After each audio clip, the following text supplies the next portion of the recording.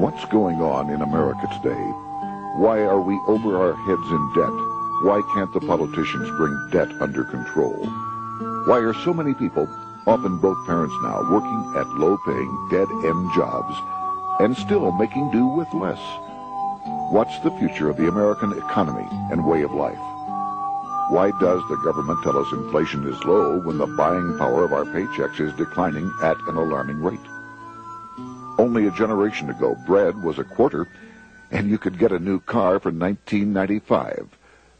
The problem is that since 1864, we've had a debt-based banking system.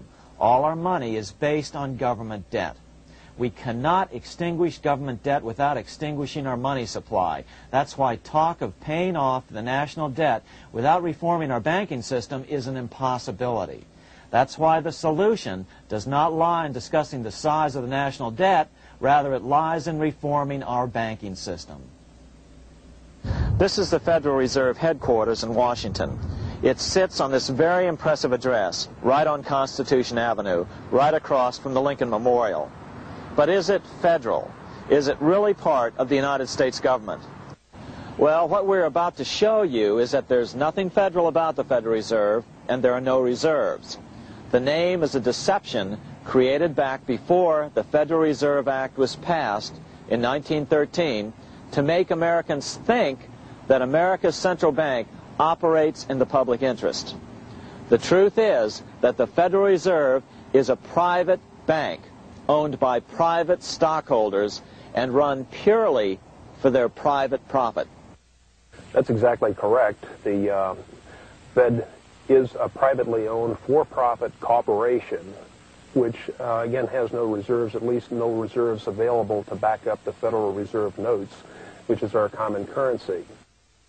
Oh, absolutely. The Federal Reserve is neither federal and has doubtful reserves. It's a private bank that is owned by member banks. And it was chartered under the guise of deceit by an act of Congress in 1913. If there's still any doubt whether the Federal Reserve is a part of the U.S. government, check your local telephone book. In most cities, it is not listed in the blue government pages. It is listed in the business white pages right next to Federal Express, another private company. But more directly, U.S. courts have ruled time and time again that the Fed is a private corporation. Why can't Congress do something about the Fed? Most members of Congress just don't understand the system, and the few who do are afraid to speak up. For example, initially a veteran congressman from Chicago asked us if he could be interviewed for this video. However, both times our camera crew arrived at his office to do the interview, this was all we were able to film. The congressman never appeared, and eventually decided he no longer wanted to participate. But a few others in Congress have been bolder over the years. Here are 3 quick examples. In 1923, Representative Charles A. Lindbergh, a Republican from Minnesota, and father of the famed aviator Lucky Lindy, put it this way: the financial system has been turned over to the Federal Reserve Board. That board administers the finance system by authority of a purely profiteering group. The system is private, conducted for the sole purpose of obtaining the greatest possible profits from the use of other people's money. One of the most outspoken critics in Congress of the Fed was the former chairman of the House Banking and Currency Committee during the Great Depression years. Lewis T. McFadden, Republican of Pennsylvania, said in 1932, "We have in this country one of the most corrupt institutions the world has ever known. I refer to the Federal Reserve Board. This evil institution has impoverished the people of the United States and has practically bankrupted our government. It has done this through the corrupt practices of the moneyed vultures who control it." Senator Barry Goldwater was a frequent critic of the Fed. Most Americans have no real understanding of the operation of the international moneylenders. The accounts of the Federal Reserve System have never been audited. It operates outside the control of Congress and manipulates the credit of the United States. The Federal Reserve really even though it is not part of the federal government, it is more powerful than the federal government. It's more powerful than the president, the Congress, and the courts. Now, a lot of people challenge me on that, but let me prove my case. The Federal Reserve determines what the average person's car payment is going to be, what their house payment is going to be, and whether they have a job or not. And I submit to you that that's total control. And the Federal Reserve is the largest single creditor of the United States government. What does Proverbs tell us? The borrower is servant to the lender. What one has to understand is that from the day the Constitution was adopted right up to today, the folks who profit from privately owned central banks, as Madison called them, the money changers, have fought a running battle for control over who gets to print America's money. Why is who prints the money so important? Think of money as just another commodity. If you have a monopoly on a commodity that everyone needs, everyone wants, and nobody has enough of, there are lots of ways to make a profit, and also exert tremendous political influence. That's what this battle is all about. Throughout the history of the United States, the money power has gone back and forth between Congress and some sort of privately owned central bank. The Founding Fathers knew the evils of a privately owned central bank. First of all, they had seen how the privately owned British central bank, the Bank of England, had run up the British national debt to such an extent that Parliament had been forced to place unfair taxes on the American colonies. In fact, as we'll see later, Ben Franklin claimed that this was the real cause of the American Revolution. Most of the Founding Fathers realized the potential dangers of banking and feared bankers' accumulation of wealth and power. Jefferson put it this way: I sincerely believe that banking institutions are more dangerous to our liberties than standing armies. The issuing power should be taken from the banks and restored to the people to whom it properly belongs. That succinct statement of Jefferson is, in fact, the solution to all our economic problems today. It bears repeating. The issuing power should be taken from the banks and restored to the people to whom it properly belongs. James Madison, the main author of the Constitution, agreed. Interestingly, he called those behind the central bank scheme money changers. Madison strongly criticized their actions. History records that the money changers have used every form of abuse, intrigue, deceit, and violent means possible to maintain their control over governments by controlling money and its issuance. The battle over who gets to issue our money has been the pivotal issue throughout the history of the United States. Wars are fought over it, depressions are caused to acquire it. Yet after World War I, this battle was rarely mentioned in newspapers or history books. Why? By World War I, the money changers, with their dominant wealth, had seized control of most of the nation's press. Throughout U.S. history, this battle over who gets the power to issue our money has raged. In fact, it's changed hands back and forth 8 times since 1764. Yet this fact has virtually vanished from public view for over 3 generations behind a smokescreen emitted by Fed cheerleaders in the media. Until we stop talking about deficits and government spending and start talking about who controls how much money we have, it's all just a big shell game, a complete and utter deception. It won't matter if you pass an ironclad amendment to the Constitution mandating a balanced budget. Our situation is only going to get worse until we root out the cause at its source. What's the solution for our national problem? First of all, education. That's what this video presentation is all about. But secondly, we must act. We must take back the power to issue our own money. Issuing our own money is not a radical solution. I want to stress that. It's the same solution used at different points in U.S. history by men like Benjamin Franklin, Thomas Jefferson, Andrew Jackson, Martin Van Buren, and Abraham Lincoln. So, to sum it up, in 1913, Congress gave an independent central bank, deceptively named the Federal Reserve, a monopoly over issuing America's money. And the debt generated by this quasi-private corporation is what is killing the American economy. Though the Federal Reserve is now the most powerful central bank in the world, it was not the first. So where did this idea come from? To really understand the magnitude of the problem, we have to travel back to Europe. Just who are these money changers James Madison spoke of?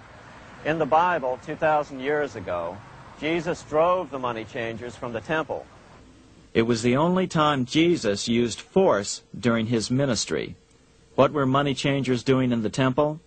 When Jews came to Jerusalem to pay their temple tax, they could only pay it with a special coin, the half shekel of the sanctuary. This was a half ounce of pure silver about this size. It was the only coin around at that time which was pure silver and of assured weight without the image of a pagan emperor. Therefore, to Jews, the half shekel was the only coin acceptable to God. But these coins were not plentiful. The money changers had cornered the market on them. Then they raised the price, just like any other commodity, to whatever the market would bear. In other words, money changers were making exorbitant profits because they held a virtual monopoly on money. The Jews had to pay whatever they demanded. To Jesus, this totally violated the sanctity of God's house.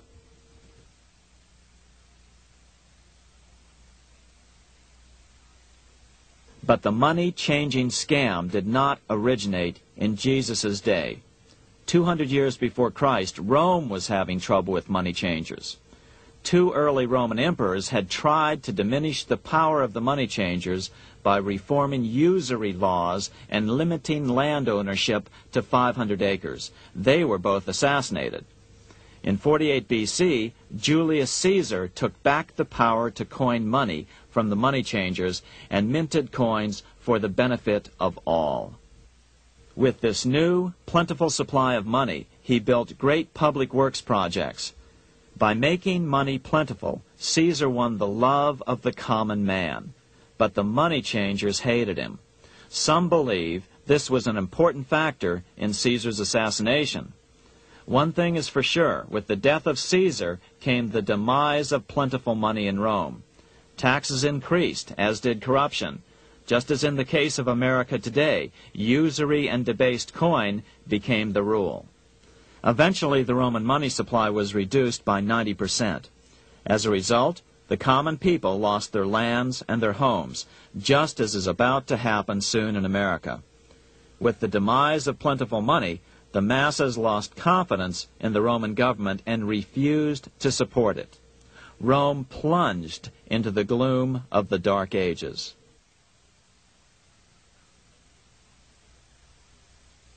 A 1,000 years after the death of Christ, money changers, those who loan out and manipulate the quantity of money, were active in medieval England. In fact, they were so active that acting together, they could manipulate the entire English economy. These were not bankers per se. The money changers generally were the goldsmiths. They were the first bankers because they started keeping other people's gold for safekeeping in their vaults. The first paper money was merely a receipt for gold left at the goldsmith. Paper money caught on because it was more convenient than carrying around a lot of heavy gold and silver coins. Eventually, goldsmiths noticed that only a small fraction of the depositors ever came in and demanded their gold at any one time. Goldsmiths started cheating on the system. They discovered that they could print more money than they had gold, and usually no one would be the wiser. Then they could loan out this extra money and collect interest on it. This was the birth of fractional reserve banking. That is, loaning out many times more money than you have assets on deposit. So, if $1,000 in gold were deposited with them, they could loan out about $10,000 in paper money and draw interest payments on it, and no one would ever discover the deception. By this means, goldsmiths gradually accumulated more and more wealth and used this wealth to accumulate more and more gold.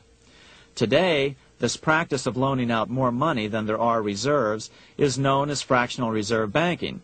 Every bank in the United States is allowed to loan out at least 10 times more money than they actually have. That's why they get rich on charging, let's say, 8% interest. It's not really 8% per year, which is their income. It's 80%. That's why bank buildings are always the largest in town. But does that mean that all interest or all banking should be illegal? Hardly. In the Middle Ages, canon law, the law of the Catholic Church, forbade charging interest on loans. This concept followed the teachings of Aristotle and St. Thomas Aquinas. They taught that the purpose of money was to serve the members of society, to facilitate the exchange of goods needed to lead a virtuous life. Interest, in their belief, hindered this purpose by putting an unnecessary burden on the use of money. In other words, interest was contrary to reason and justice. Reflecting church law in the Middle Ages, Europe forbade charging interest on loans and made it a crime called usury. As commerce grew, and therefore opportunities for investment arose in the late Middle Ages, it came to be recognized that to loan money had a cost for the lender, both in risk and in lost opportunity. So some charges were allowed, but not interest per se. But all moralists, no matter what religion, condemn fraud, oppression of the poor, and injustice as clearly immoral. As we will see, fractional reserve lending is rooted in a fraud, results in widespread poverty, and reduces the value of everyone else's money. The ancient goldsmiths discovered that extra profits could be made by rowing the economy between easy money and tight money. When they made money easier to borrow, then the amount of money in circulation expanded. Money was plentiful. People took out more loans to expand their businesses. But then the money changers would tighten the money supply. They would make loans more difficult to get. What would happen? Just what happens today. A certain percentage of people could not repay their previous loans and could not take out new loans to repay the old ones.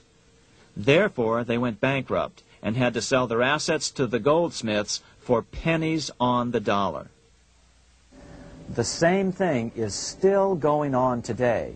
Only today, we call this rowing of the economy up and down the business cycle. Like Julius Caesar, King Henry I of England finally resolved to take the money power away from the goldsmiths about 1100 A.D.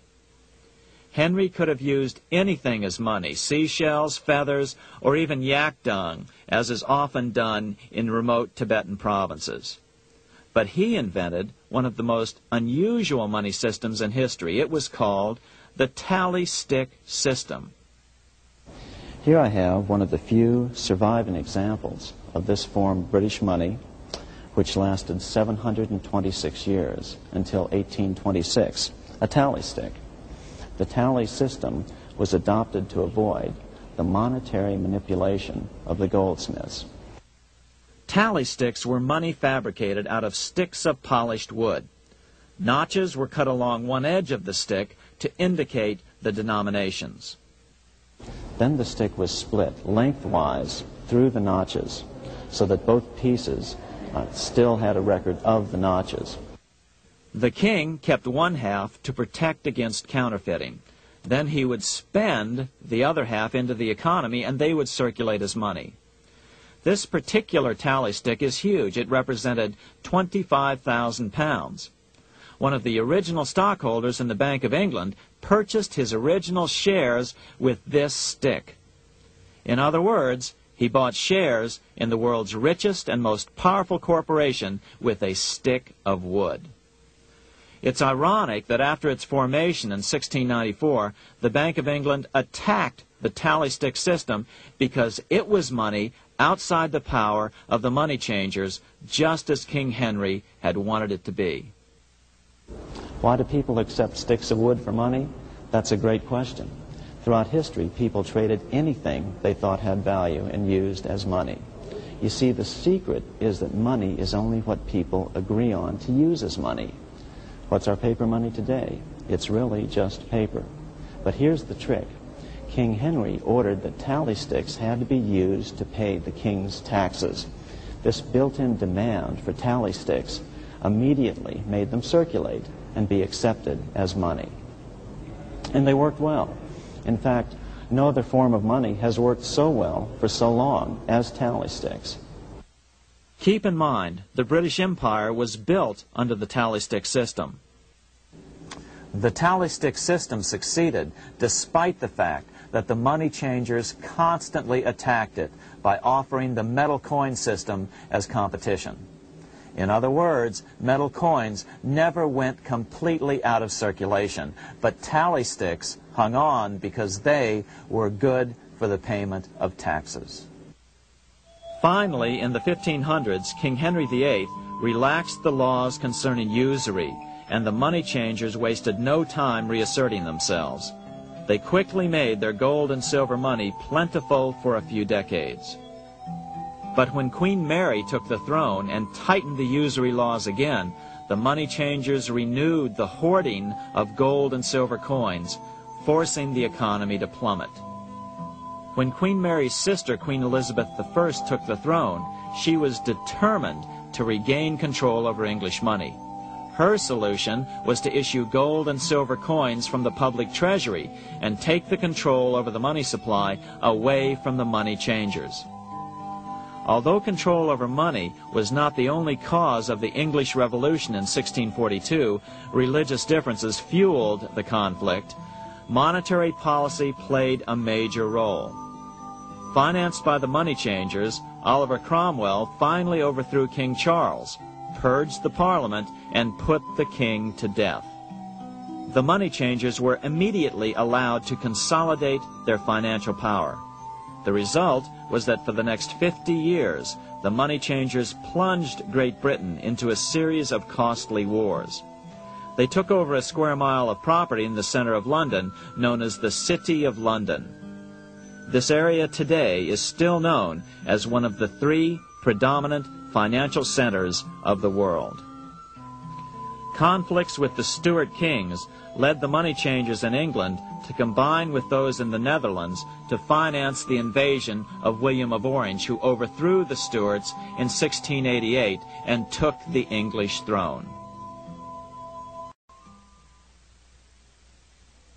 By the end of the 1600s, England was in financial ruin. 50 years of more or less continuous wars with France and Holland had exhausted her. Frantic government officials met with the money changers to beg for the loans necessary to pursue their political purposes. The price was high: a government-sanctioned, privately owned bank which could issue money created out of nothing. It was to be the modern world's first privately owned central bank, the Bank of England. Although it was deceptively called the Bank of England to make the general population think it was part of the government, it was not. Like any other private corporation, the Bank of England sold shares to get started. The investors, whose names were never revealed, were supposed to put up £1.25 million British pounds in gold coin to buy their shares in the bank, but only £750,000 was ever received. Despite that, the bank was duly chartered in 1694 and started out in the business of loaning out several times the money it supposedly had in reserves, all at interest. In exchange, the new bank would loan British politicians as much of the new currency as they wanted, as long as they secured the debt by direct taxation of the British people. So, legalization of the Bank of England amounted to nothing less than legal counterfeiting of a national currency for private gain. Unfortunately, nearly every nation now has a privately controlled central bank using the Bank of England as the basic model. Such is the power of these central banks that they soon take total control over a nation's economy. It soon amounts to nothing but a plutocracy, ruled by the rich. It would be like putting control of the army in the hands of the mafia. The danger of tyranny would be extreme. Yes, we need central banks. No, we do not need them in private hands. The central bank scam is really a hidden tax. The nation sells bonds to the central bank to pay for things it does not have the political will to raise taxes to pay for. But the bonds are purchased with money the central bank creates out of nothing. More money in circulation makes your money worth less. The government gets as much money as it needs, and the people pay for it in inflation. The beauty of the plan is that not one person in 1,000 can figure it out because it's usually hidden behind complex-sounding economics gibberish. With the formation of the Bank of England, the nation was soon awash in money. Prices throughout the country doubled. Massive loans were granted for just about any wild scheme. One venture proposed to drain the Red Sea to recover gold supposedly lost when the Egyptian army drowned pursuing Moses and the Israelites. By 1698, government debt grew from the initial £1.25 million to £16 million. Naturally, taxes were increased and then increased again to pay for all of this. With the British money supply firmly in their grip, the British economy began a wild roller coaster series of booms and depressions, exactly the sort of thing a central bank claims it is determined to prevent. There are two things which I think are intrinsic not just to the Bank of England but to central banking generally. The first is an involvement in the formulation of monetary policy with the specific objective of achieving monetary stability. However, since the Bank of England took control, the British pound has rarely been stable. Now let's take a look at the role of the Rothschild family, the family said to be the wealthiest in the world.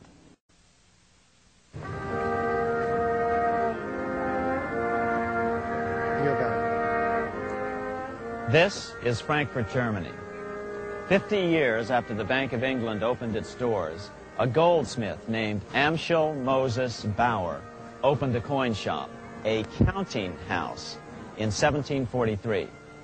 And over the door he placed a sign depicting a Roman eagle on a red shield. The shop became known as the Red Shield Firm, or in German, Rothschild.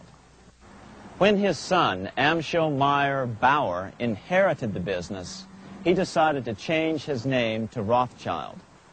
Amschel soon learned that loaning money to governments and kings was more profitable than loaning to private individuals. Not only were the loans bigger, but they were secured by the nation's taxes. Mayer Rothschild had 5 sons. He trained them all in the skills of money creation, then sent them out to the major capitals of Europe to open branch offices of the family banking business. His first son, Amschel Meyer, stayed in Frankfurt to mind the hometown bank.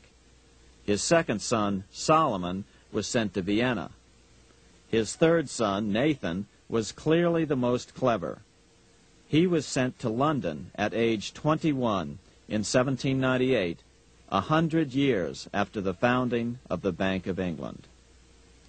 His fourth son, Karl, went to Naples, and his fifth son, Jacob, went to Paris. In 1785, Mayer Amschel moved his entire family to this larger house, a 5-story dwelling he shared with the Schiff family. This house was known as the Green Shield. The Rothschilds and the Schiffs would play a central role in the rest of European financial history and in that of the United States. The Rothschilds broke into dealings with European royalty here at Wilhelmshof, the palace of the wealthiest man in Germany. In fact, the wealthiest monarch in all Europe, Prince William of Hesse-Kassel. At first, the Rothschilds were only helping William speculate in precious coins. But when Napoleon chased Prince William into exile, he sent £550,000, a gigantic sum at that time, to Nathan Rothschild in London with instructions for him to buy consols, British government bonds, also called government stock. But Rothschild used the money for his own purposes. With Napoleon on the loose, the opportunities of wartime investments were nearly limitless. William returned here sometime prior to the Battle of Waterloo in 1815.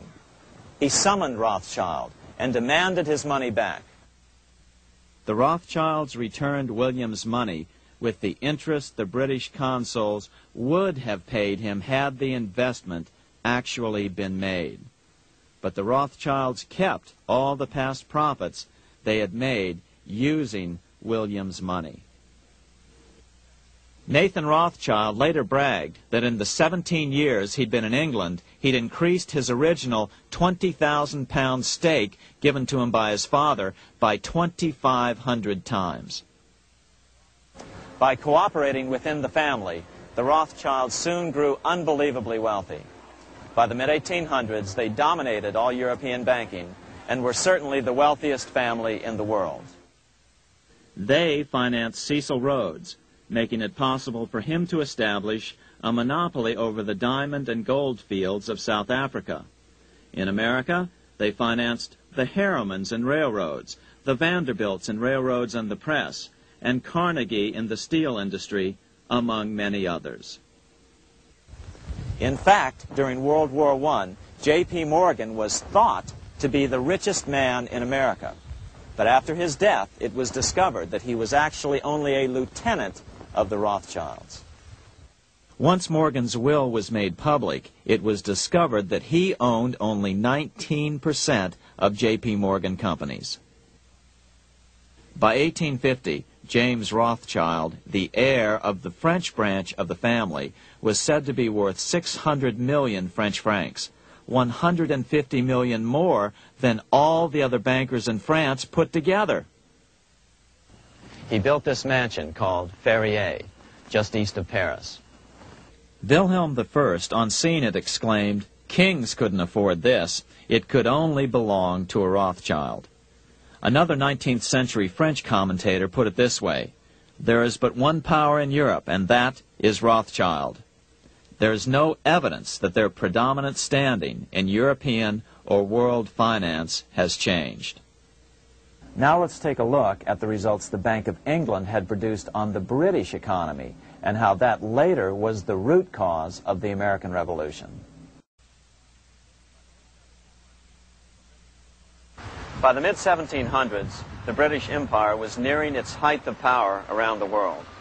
But Britain had fought 4 costly wars in Europe since the creation of their privately owned central bank, the Bank of England. The cost had been high. To finance these wars, the British Parliament here had borrowed heavily from the bank. By the mid-1700s, the government's debt here in Britain was £140 million, a staggering sum for those days. Consequently, the British government embarked on a program of trying to raise revenues from their American colonies in order to make their interest payments to the bank. But in America, it was a different story. The scourge of a privately owned central bank had not yet hit. This is Independence Hall in Philadelphia, where the Declaration of Independence and Constitution were signed. In the mid-1700s, pre-revolutionary America was still relatively poor. There was a severe shortage of precious metal coins to trade for goods, so the early colonists were forced to experiment with printing their own homegrown paper money. Some of these experiments were successful. Franklin was a big supporter of the colonies printing their own paper money. In 1757, Franklin was sent to London. He ended up staying for the next 18 years here, nearly until the start of the American Revolution. During this period, the American colonies began to issue their own money. Called colonial scrip, the endeavor was very successful. It provided a reliable medium of exchange, and it also helped to provide a feeling of unity between the colonies. Remember, colonial scrip was just paper money, debt-free money, printed in the public interest, and not backed by gold or silver coin. In other words, it was a totally fiat currency. One day, officials of the Bank of England asked Franklin how he would account for the newfound prosperity of the colonies. Without hesitation, he replied, "That is simple. In the colonies we issue our own money. It is called colonial scrip. We issue it in proper proportion to the demands of trade and industry to make the products pass easily from the producers to the consumers. In this manner, creating for ourselves our own paper money, we control its purchasing power, and we have no interest to pay to no one." This was just common sense to Franklin, but you can imagine the impact it had on the Bank of England. America had learned the secret of money, and that genie had to be returned to its bottle as soon as possible.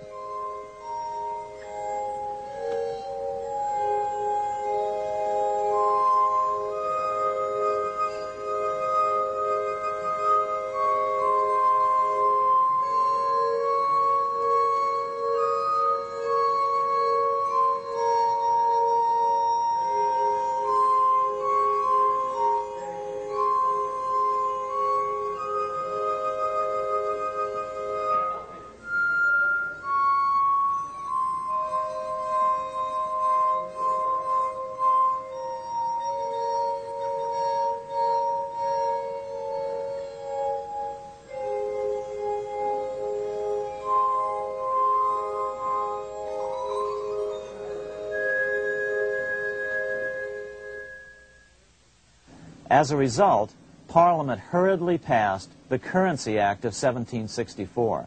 This prohibited colonial officials from issuing their own money and ordered them to pay all future taxes in gold or silver coins. In other words, it forced the colonies on a gold or silver standard.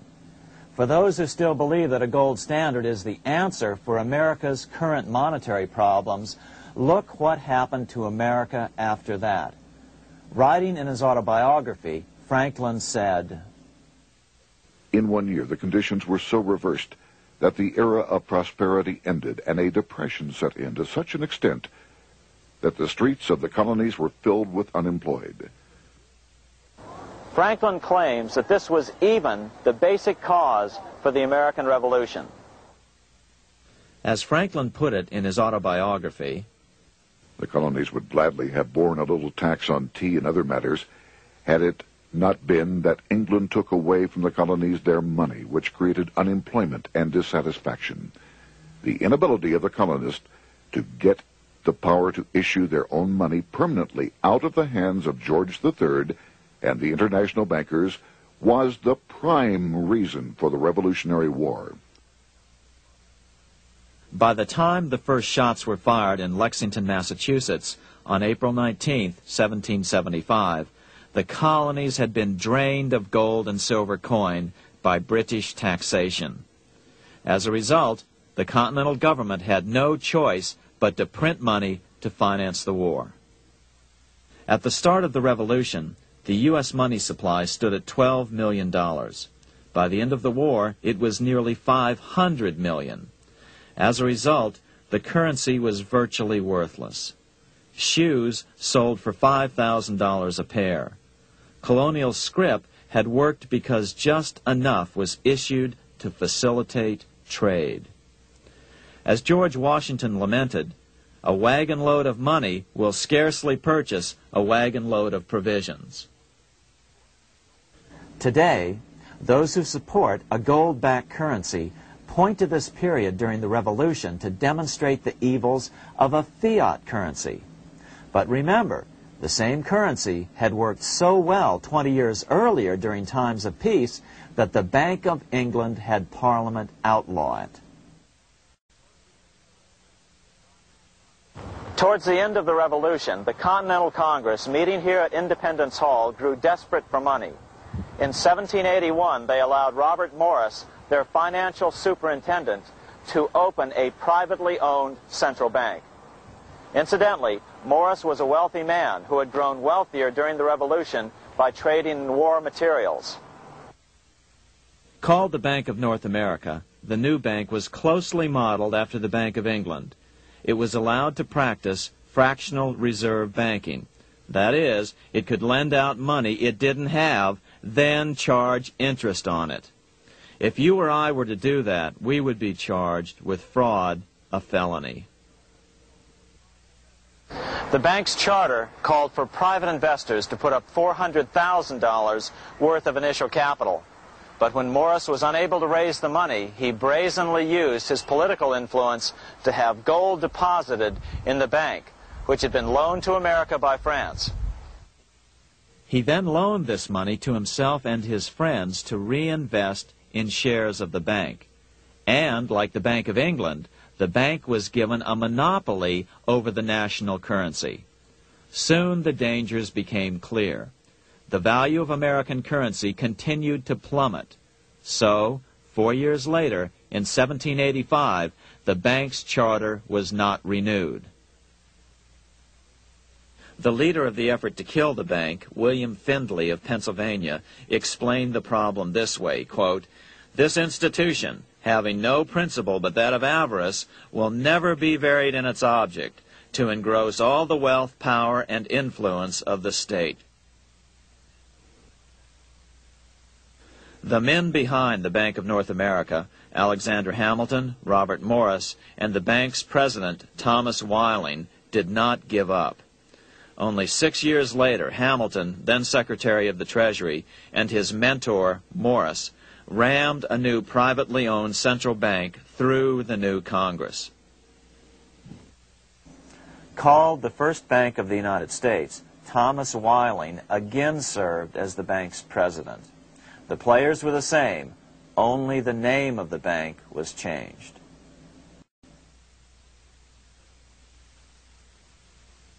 In 1787, colonial leaders assembled in Philadelphia to replace the ailing Articles of Confederation.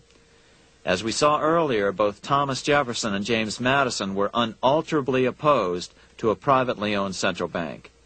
They had seen the problems caused by the Bank of England. They wanted nothing of it. As Jefferson later put it, "If the American people ever allow private banks to control the issue of their currency, first by inflation, then by deflation, the banks and the corporations which grow up around them will deprive the people of all property until their children wake up homeless on the continent their fathers conquered." during the debate over the future monetary system, another one of the founding fathers, Gouverneur Morris, castigated the motivations of the owners of the Bank of North America. Gouverneur Morris headed the committee that wrote the final draft of the Constitution. Morris knew the motivations of the bank well. Along with his old boss, Robert Morris, Gouverneur Morris and Alexander Hamilton were the ones who had presented the original plan for the Bank of North America to the Continental Congress in the last year of the Revolution. In a letter he wrote to James Madison on July 2nd, 1787, Gouverneur Morris revealed what was really going on. The rich will strive to establish their dominion and enslave the rest. They always did. They always will. They will have the same effect here as elsewhere if we do not, by the power of government, keep them in their proper spheres. Despite the defection of Gouverneur Morris from the ranks of the bank, Hamilton, Robert Morris, Thomas Whiling, and their European backers were not about to give up. They convinced the bulk of the delegates to the Constitutional Convention to not give Congress the power to issue paper money. Most of the delegates were still reeling from the wild inflation of the paper currency during the Revolution. They had forgotten how well colonial scrip had worked before the war. But the Bank of England had not. The money changers could not stand to have America printing her own money again. So the Constitution is silent on the matter. This grievous defect left the door wide open for the money changers, just as they had planned.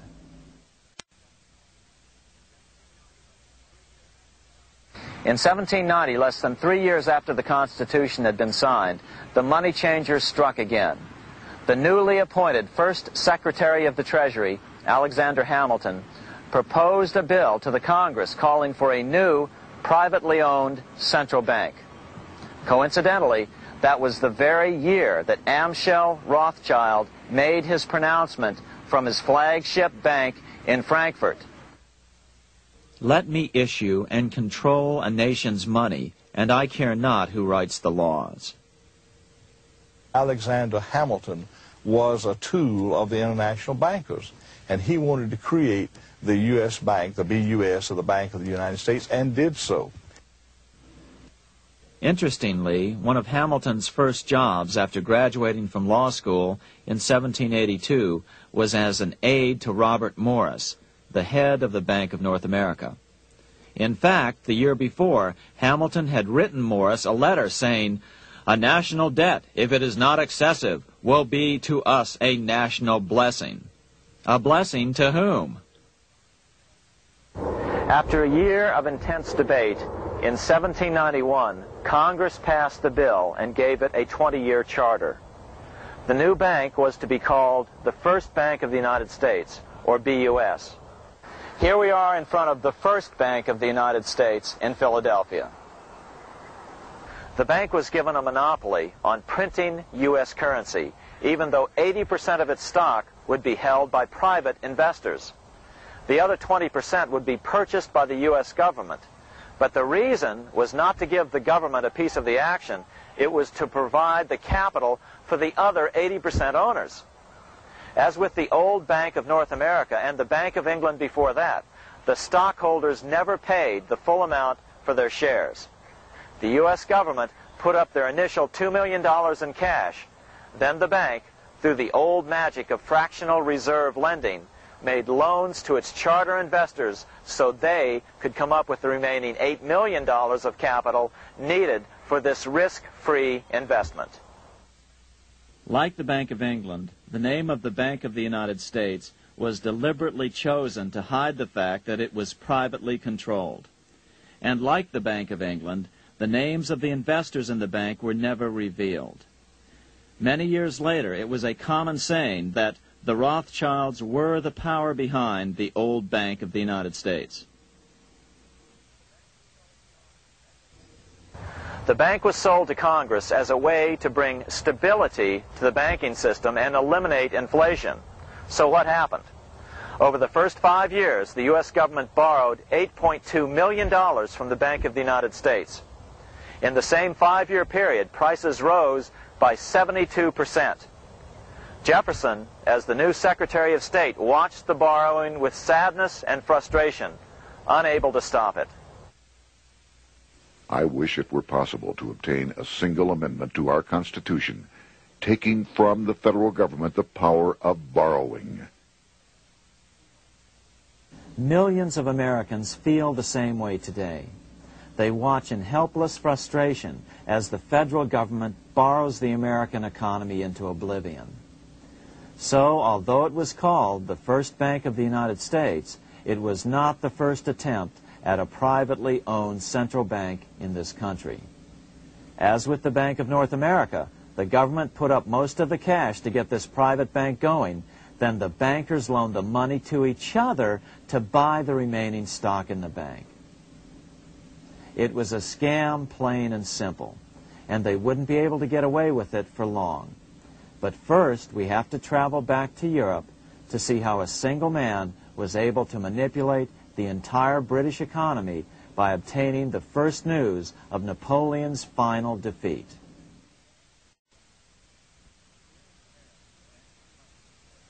Here in Paris, the Bank of France was organized in 1800, just like the Bank of England. But Napoleon decided France had to break free of debt, and he never trusted the Bank of France. He declared that when a government is dependent upon bankers for money, the bankers, not the leaders of the government, are in control. The hand that gives is above the hand that takes. Money has no motherland. Financiers are without patriotism and without decency. Their sole object is gain. Back in America, unexpected help was about to arrive. In 1800, Thomas Jefferson narrowly defeated John Adams to become the third president of the United States. By 1803, Jefferson and Napoleon had struck a deal. The U.S. would give Napoleon $3 million in gold in exchange for a huge chunk of territory west of the Mississippi River, the Louisiana Purchase. With that $3 million, Napoleon quickly forged an army and set off across Europe, conquering everything in his path. But the Bank of England quickly rose to oppose him. They financed every nation in his path, reaping the enormous profits of war. Prussia, Austria, and finally Russia all went heavily into debt in a futile attempt to stop Napoleon. 4 years later, with the main French army in Russia, 30-year-old Nathan Rothschild, the head of the London office of the Rothschild family, personally took charge of a bold plan to smuggle a much-needed shipment of gold right through France to finance an attack by the Duke of Wellington from Spain. Nathan later bragged at a dinner party in London that it was the best business he'd ever done. Little did he know that he would do much better business in the near future. Wellington's attacks from the south and other defeats eventually forced Napoleon to abdicate, and Louis XVIII was crowned king. Napoleon was exiled to Elba, a tiny island off the coast of Italy, supposedly exiled from France forever. While Napoleon was in exile on Elba, temporarily defeated by England with the financial help of the Rothschilds, America was trying to break free of its central bank as well.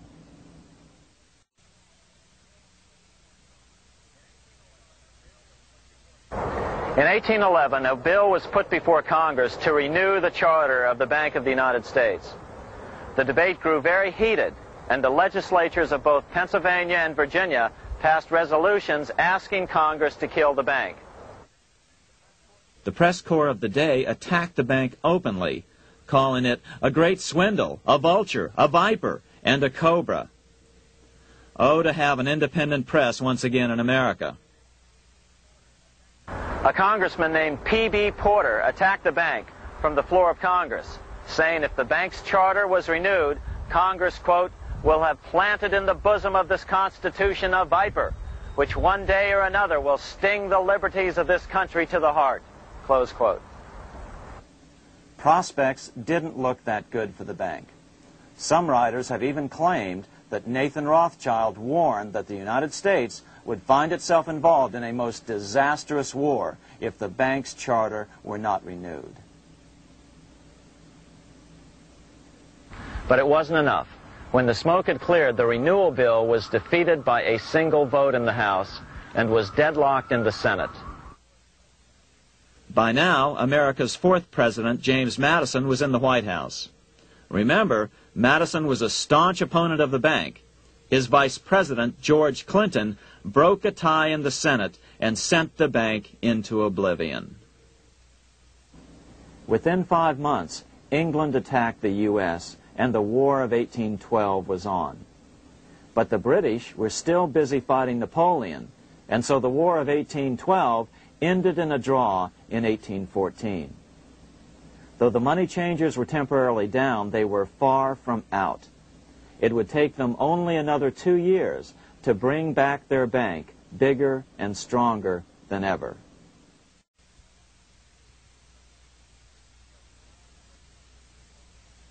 But now let's return to Napoleon, because nothing else in history more aptly demonstrates the ingenuity of the Rothschild family than their control of the British stock market after Waterloo.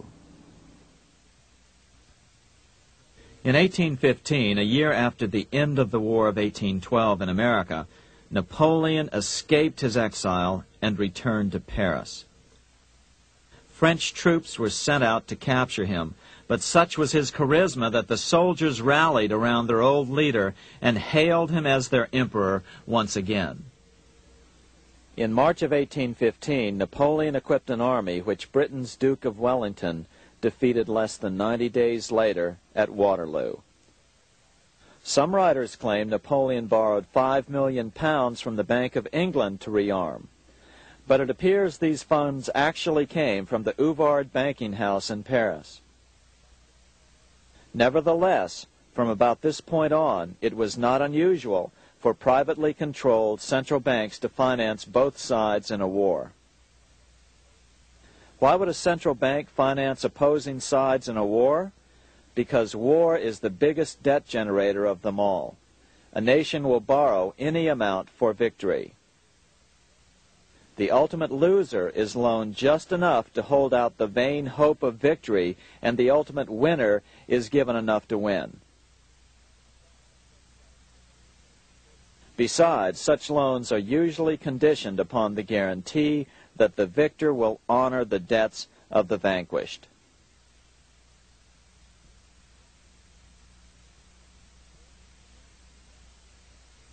This is the Waterloo battlefield about 200 miles northeast of Paris in what today is Belgium.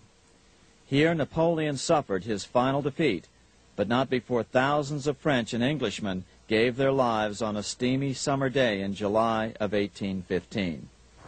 Right over there, on June 18, 1815, 74,000 French troops met 67,000 troops from Britain and other European nations. The outcome was certainly in doubt. In fact, had Napoleon attacked a few hours earlier, he would probably have won the battle. But no matter who won or lost, back in London, Nathan Rothschild planned to use the opportunity to try to seize control over the British stock and bond market and possibly even the Bank of England. Rothschild stationed a trusted agent, a man named Rothworth, on the north side of the battlefield, closer to the English Channel. Once the battle had been decided, Rothworth took off for the Channel. He delivered the news to Nathan Rothschild a full 24 hours before Wellington's own courier. Rothschild hurried to the stock market and took up his usual position in front of an ancient pillar. All eyes were on him. The Rothschilds had a legendary communications network. If Wellington had been defeated and Napoleon was loose on the continent again, Britain's financial situation would become grave indeed. Rothschild looked saddened. He stood there motionless, eyes downcast. Then suddenly he began selling. Other nervous investors saw that Rothschild was selling. It could only mean one thing. Napoleon must have won, Wellington must have lost. The market plummeted. Soon everyone was selling their consols, their British government bonds, and prices dropped sharply. But then Rothschild started secretly buying up the consols through his agents for only a fraction of their worth hours before. Myths, legends, you say? 100 years later, the New York Times ran a story which said that Nathan's grandson had attempted to secure a court order to suppress a book with this stock market story in it. The Rothschild family claimed the story was untrue and libelous, but the court denied the Rothschilds' request and ordered the family to pay all court costs. What's even more interesting about this story is that some authors claim that the day after the Battle of Waterloo, in a matter of hours, Nathan Rothschild came to dominate not only the bond market, but the Bank of England as well. Whether or not the Rothschild family seized control of the Bank of England, the first privately owned central bank in a major European nation and the wealthiest, one thing is certain. By the mid-1800s, the Rothschilds were the richest family in the world, bar none. They dominated the new government bond markets and branched into other banks and industrial concerns. In fact, the rest of the 19th century was known as the Age of the Rothschilds. Despite this overwhelming wealth, the family has generally cultivated an aura of invisibility. Although the family controls scores of industrial, commercial, mining, and tourist corporations, only a handful bear the Rothschild name. By the end of the 19th century, one expert estimated that the Rothschild family controlled half the wealth of the world. Whatever the extent of their vast wealth, it is reasonable to assume that their percentage of the world's wealth has increased since then. But since the turn of the century, the Rothschilds have cultivated the notion that their power has somehow waned even as their wealth increases. Meanwhile, back in Washington in 1816, just 1 year after Waterloo and Rothschild's alleged takeover of the Bank of England, the American Congress passed a bill permitting yet another privately owned central bank. This bank was called the Second Bank of the United States. The new bank's charter was a copy of the previous bank's. The U.S. government would own 20% of the shares of the bank. Of course, the federal share was paid by the Treasury up front into the bank's coffers.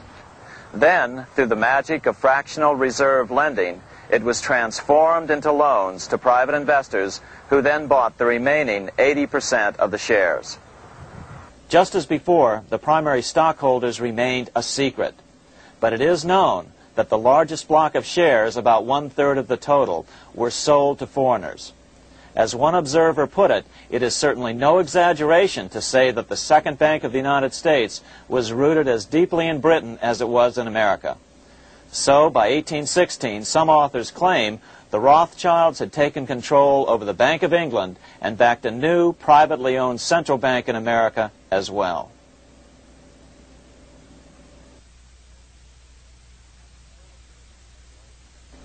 After 12 years of manipulations of the U.S. economy on the part of the Second Bank of the U.S., the American people had had just about enough. Opponents of the bank nominated a dignified senator from Tennessee, Andrew Jackson, the hero of the Battle of New Orleans, to run for president. This is his home, the Hermitage. No one gave Jackson a chance initially.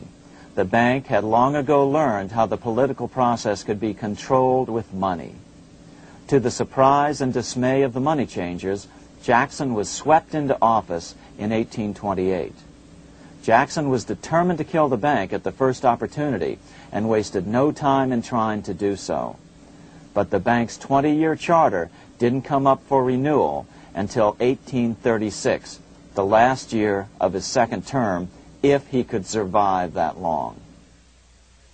During his first term, Jackson contented himself with rooting out the bank's many minions from government service.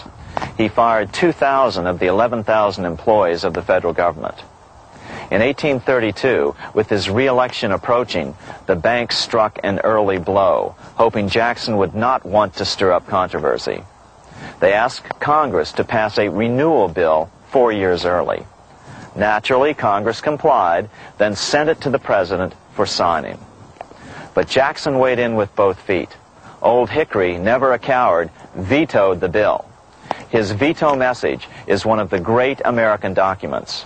It clearly lays out the responsibility of the American government towards its citizens, rich and poor. It is not our own citizens only who are to receive the bounty of our government. More than 8 millions of the stock of this bank are held by foreigners. Is there no danger to our liberty and independence in a bank that in its nature has so little to bind it to our country? Controlling our currency, receiving our public monies, and holding thousands of our citizens' independence would be more formidable and dangerous than a military power of the enemy. If government would confine itself to equal protection and, as heaven does its rains, shower its favor alike on the high and the low, the rich and the poor, it would be an unqualified blessing. In the act before me there seems to be a wide and unnecessary departure from these just principles. Later that year, in July 1832, Congress was unable to override Jackson's veto. Now Jackson had to stand for re-election. Jackson took his argument directly to the people. For the first time in U.S. history, Jackson took his presidential campaign on the road. Before then, presidential candidates stayed at home and looked presidential. His campaign slogan was "Jackson and no bank." The National Republican Party ran Senator Henry Clay against Jackson. Despite the fact that the bankers poured over $3 million into Clay's campaign, Jackson was reelected by a landslide in November of 1832. Despite his presidential victory, Jackson knew the battle was only beginning. "The hydra of corruption is only scotched, not dead," said the newly elected president. Jackson ordered his new Secretary of Treasury, Lewis McLean, to start removing the government's deposits from the second bank and start placing them in state banks. But McLean refused to do so. Jackson fired him and appointed William J. Duane as the new Secretary of the Treasury. Duane also refused to comply with the president's requests, and so Jackson fired him as well and then appointed Roger B. Taney to the office. Taney did withdraw government funds from the bank starting on October 1st, 1833. Jackson was jubilant. "I have it chained. I'm ready with screws to draw every tooth and then the stumps." But the bank was not yet done fighting. Its head, Nicholas Biddle, used his influence to get the Senate to reject Taney's nomination. Then, in a rare show of arrogance, Biddle threatened to cause a depression if the bank was not rechartered. This worthy president thinks that because he has scalped Indians and imprisoned judges, he is to have his way with the bank. He is mistaken. Next, in an unbelievable fit of honesty for a central banker, Biddle admitted that the bank was going to make money scarce to force Congress to restore the bank. Nothing but widespread suffering will produce any effect on Congress. Our only safety is in pursuing a steady course of firm restriction, and I have no doubt that such a course will ultimately lead to restoration of the currency and the recharter of the bank. What a stunning revelation. Here was the pure truth, revealed with shocking clarity. Biddle intended to use the money contraction power of the bank to cause a massive depression until America gave in. Unfortunately, this has happened time and time again throughout U.S. history and is about to happen again in today's world. Nicholas Biddle made good on his threat. The bank sharply contracted the money supply by calling in old loans and refusing to extend new ones. A financial panic ensued, followed by a deep depression. Naturally, Biddle blamed Jackson for the crash, saying that it was caused by the withdrawal of federal funds from the bank. Unfortunately, his plan worked well. Wages and prices sagged. Unemployment soared along with business bankruptcies. The nation quickly went into an uproar. Newspaper editors blasted Jackson in editorials. The bank threatened to withhold payments, which then could be made directly to key politicians for their support. Within only months, Congress assembled in what was called the panic session. 6 months after he had withdrawn funds from the bank, Jackson was officially censured by a resolution which passed the Senate by a vote of 26 to 20. It was the first time a president had ever been censured by Congress. Jackson lashed out at the bank. "You are a den of vipers. I intend to rout you out, and by eternal God, I will rout you out." America's fate teetered on a knife edge. If Congress could muster enough votes to override Jackson's veto, the bank would be granted another 20-year monopoly or more over America's money, time enough to consolidate its already great power. Then a miracle occurred. The governor of Pennsylvania came out supporting President Jackson and strongly criticized the bank. On top of that, Biddle had been caught boasting in public about the bank's plan to crash the economy. Suddenly, the tide shifted.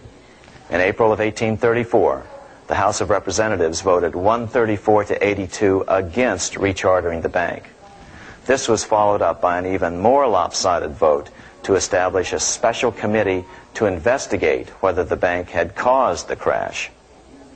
When the investigating committee arrived at the bank's door in Philadelphia, armed with a subpoena to examine the books, Biddle refused to give them up. Nor would he allow inspection of correspondence with congressmen relating to their personal loans and advances he'd made to them. He also refused to testify before the committee back in Washington. On January 8, 1835, Jackson paid off the final installment on the national debt. which had been necessitated by allowing the banks to issue currency for government bonds rather than simply issuing treasury notes without such debt. He was the only president to ever pay off the debt. A few weeks later, on January 30th, 1835, an assassin by the name of Richard Lawrence tried to shoot President Jackson, but by the grace of God, both pistols misfired. Lawrence was later found not guilty by reason of insanity. After his release, he bragged to friends that powerful people in Europe had put him up to the task and promised to protect him if he were caught. The following year, when its charter ran out, the Second Bank of the United States ceased functioning as the nation's central bank. Biddle was later arrested and charged with fraud. He was tried and acquitted, but died shortly thereafter while still tied up in civil suits. After his second term as president, Jackson retired here to the Hermitage outside of Nashville to live out his life. He is still remembered here for his determination to kill the bank. In fact, he killed it so well that it took the money changers 77 years to undo the damage. When asked what his most important accomplishment had been, Jackson replied, "I killed the bank."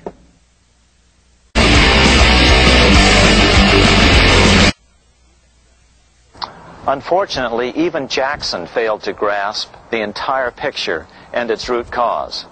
Although Jackson had killed the central bank, the most insidious weapon of the money changers, fractional reserve banking, remained in use by the numerous state-chartered banks. This fueled economic instability in the years before the Civil War. Still, the central bankers were out, and as a result, America thrived as it expanded westward. During this time, the principal money changers struggled to regain their lost centralized power, but to no avail. Then, finally, they reverted to the old central bankers' formula: war to create debt and dependency. If they couldn't get their central bank any other way, America could be brought to its knees by plunging it into a civil war, just as they had done in 1812 after the first Bank of the United States was not rechartered. 1 month after the inauguration of Abraham Lincoln, the first shots of the American Civil War were fired here at Fort Sumter, South Carolina, on April 12, 1861. Certainly slavery was a cause for the Civil War, but not the primary cause. Lincoln knew that the economy of the South depended upon slavery, and so before the Civil War, he had no intention of eliminating it. Lincoln had put it this way in his inaugural address only 1 month earlier. I have no purpose, directly or indirectly, to interfere with the institution of slavery in the states where it now exists. I believe I have no lawful right to do so, and I have no inclination to do so. Even after the first shots were fired here at Fort Sumter, Lincoln continued to insist that the Civil War was not about the issue of slavery. My paramount objective is to save the Union, and it is not either to save or destroy slavery. If I could save the Union without freeing any slave, I would do it. So what was the Civil War all about? There were many factors at play. Northern industrialists had used protective tariffs to prevent the southern states from buying cheaper European goods. Europe retaliated by stopping cotton imports from the South. The southern states were in a double financial bind. They were forced to pay more for most of the necessities of life, while their income from cotton exports plummeted. The South was angry. But there were other factors at work. The money changers were still stung by America's withdrawal from their control 25 years earlier. Since then, America's wildcat economy had made the nation rich, a bad example for the rest of the world. The central bankers now saw an opportunity to split the rich new nation, to divide and conquer by war. Was this just some sort of wild conspiracy theory at the time? Well, let's take a look at what a well-placed observer of the scene had to say at the time. His name was Otto von Bismarck, Chancellor of Germany, the man who united the German states a few years later. The division of the United States into federations of equal force was decided long before the Civil War by the high financial powers of Europe. These bankers were afraid that the United States, if they remained as one bloc and as one nation, would attain economic and financial independence which would upset their financial domination over the world. Within months after the first shots here at Fort Sumter, the central bankers loaned Napoleon III of France, the nephew of the Waterloo Napoleon, 210 million francs to seize Mexico and station troops along the southern border of the U.S., taking advantage of their war to violate the Monroe Doctrine and return Mexico to colonial rule. No matter what the outcome of the Civil War, a weakened America, heavily indebted to the money changers, would open up Central and South America once again to European colonization and domination. The very thing America's Monroe Doctrine had forbade in 1823. At the same time, Great Britain moved 11,000 troops into Canada and positioned them menacingly along America's northern border. The British fleet went to war alert should their quick intervention be called for. Lincoln knew he was in a double bind. That's why he agonized over the fate of the Union. There was a lot more to it than just differences between the North and the South. That's why his emphasis was always on union and not merely the defeat of the South. But Lincoln needed money to win. In 1861, Lincoln and his Secretary of Treasury, Salmon P. Chase, went to New York to apply for the necessary loans. The money changers, anxious to see the Union fail, offered loans at 24 to 36% interest. Lincoln said thanks, but no thanks, and returned to Washington. Lincoln sent for an old friend, Colonel Dick Taylor of Chicago, and put him on the problem of financing the war. During one meeting, Lincoln asked Taylor what he'd discovered. Taylor put it this way. Why, Lincoln, that is easy. Just get Congress to pass a bill authorizing the printing of full legal tender treasury notes, and pay your soldiers with them, and go ahead and win your war with them also. When Lincoln asked if the people of the United States would accept the notes, Taylor said, "The people, or anyone else, will not have any choice in the matter if you make them full legal tender. They will have the full sanction of the government and be just as good as any money, as Congress is given that express right by the Constitution." So that's exactly what Lincoln did. In 1862-63, he printed up $450 million worth of the new bills. In order to distinguish them from other banknotes in circulation, he printed them in green ink on the back side. That's why the notes were called greenbacks. With this new money, Lincoln paid the troops and bought their supplies. During the course of the war, nearly $450 million worth of greenbacks were printed at no interest to the federal government. Lincoln understood who was really pulling the strings and what was at stake for the American people. This is how he explained his rationale. The government should create, issue, and circulate all the currency and credit needed to satisfy the spending power of the government and the buying power of consumers. The privilege of creating and issuing money is not only the supreme prerogative of government, but it is the government's greatest creative opportunity. By the adoption of these principles, the taxpayers will be saved immense sums of interest. Money will cease to be master and become the servant of humanity.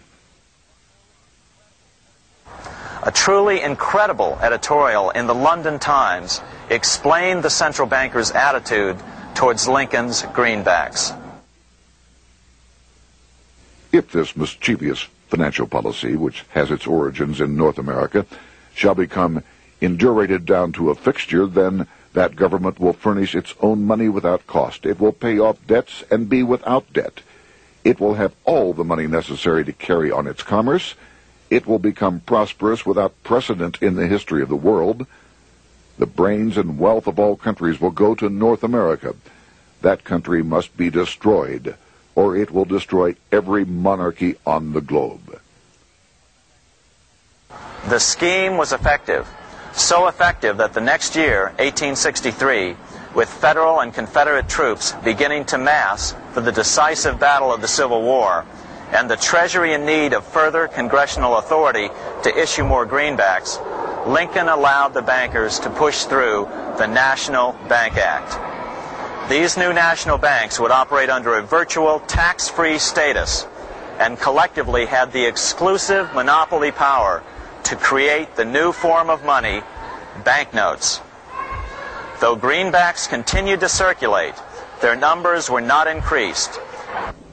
But most importantly, from this point on, the entire U.S. money supply would be created out of debt by bankers buying U.S. government bonds and issuing them for reserves for banknotes. As historian John Kenneth Galbraith explained it, in numerous years following the war, the federal government ran a heavy surplus. It could not, however, pay off its debt, retire its securities, because to do so meant there would be no bonds to back the national banknotes. To pay off the debt was to destroy the money supply. Later in 1863, Lincoln got some unexpected help from Tsar Alexander II of Russia. The Tsar, like Bismarck in Germany, knew what the international money changers were up to and had steadfastly refused to let them set up a central bank in Russia. If America survived and was able to remain out of their clutches, the Tsar's position would remain secure. If the bankers were successful at dividing America and giving the pieces back to Great Britain and France, both nations under control of their central banks, eventually they would threaten Russia again. So the Tsar gave orders that if either England or France actively intervened and gave aid to the South, Russia would consider such action as a declaration of war. He did the same with part of his Pacific Fleet and sent them to port in San Francisco. Lincoln was reelected the next year, 1864. Had he lived, he would surely have killed the national bank's money monopoly extracted from him during the war. On November 21, 1864, he wrote a friend the following. The money power preys upon the nation in times of peace and conspires against it in times of adversity. It is more despotic than monarchy, more insolent than autocracy, more selfish than bureaucracy. Shortly before Lincoln was murdered, his former Secretary of Treasury, Salmon P. Chase, bemoaned his role in helping secure the passage of the National Banking Act only 1 year earlier.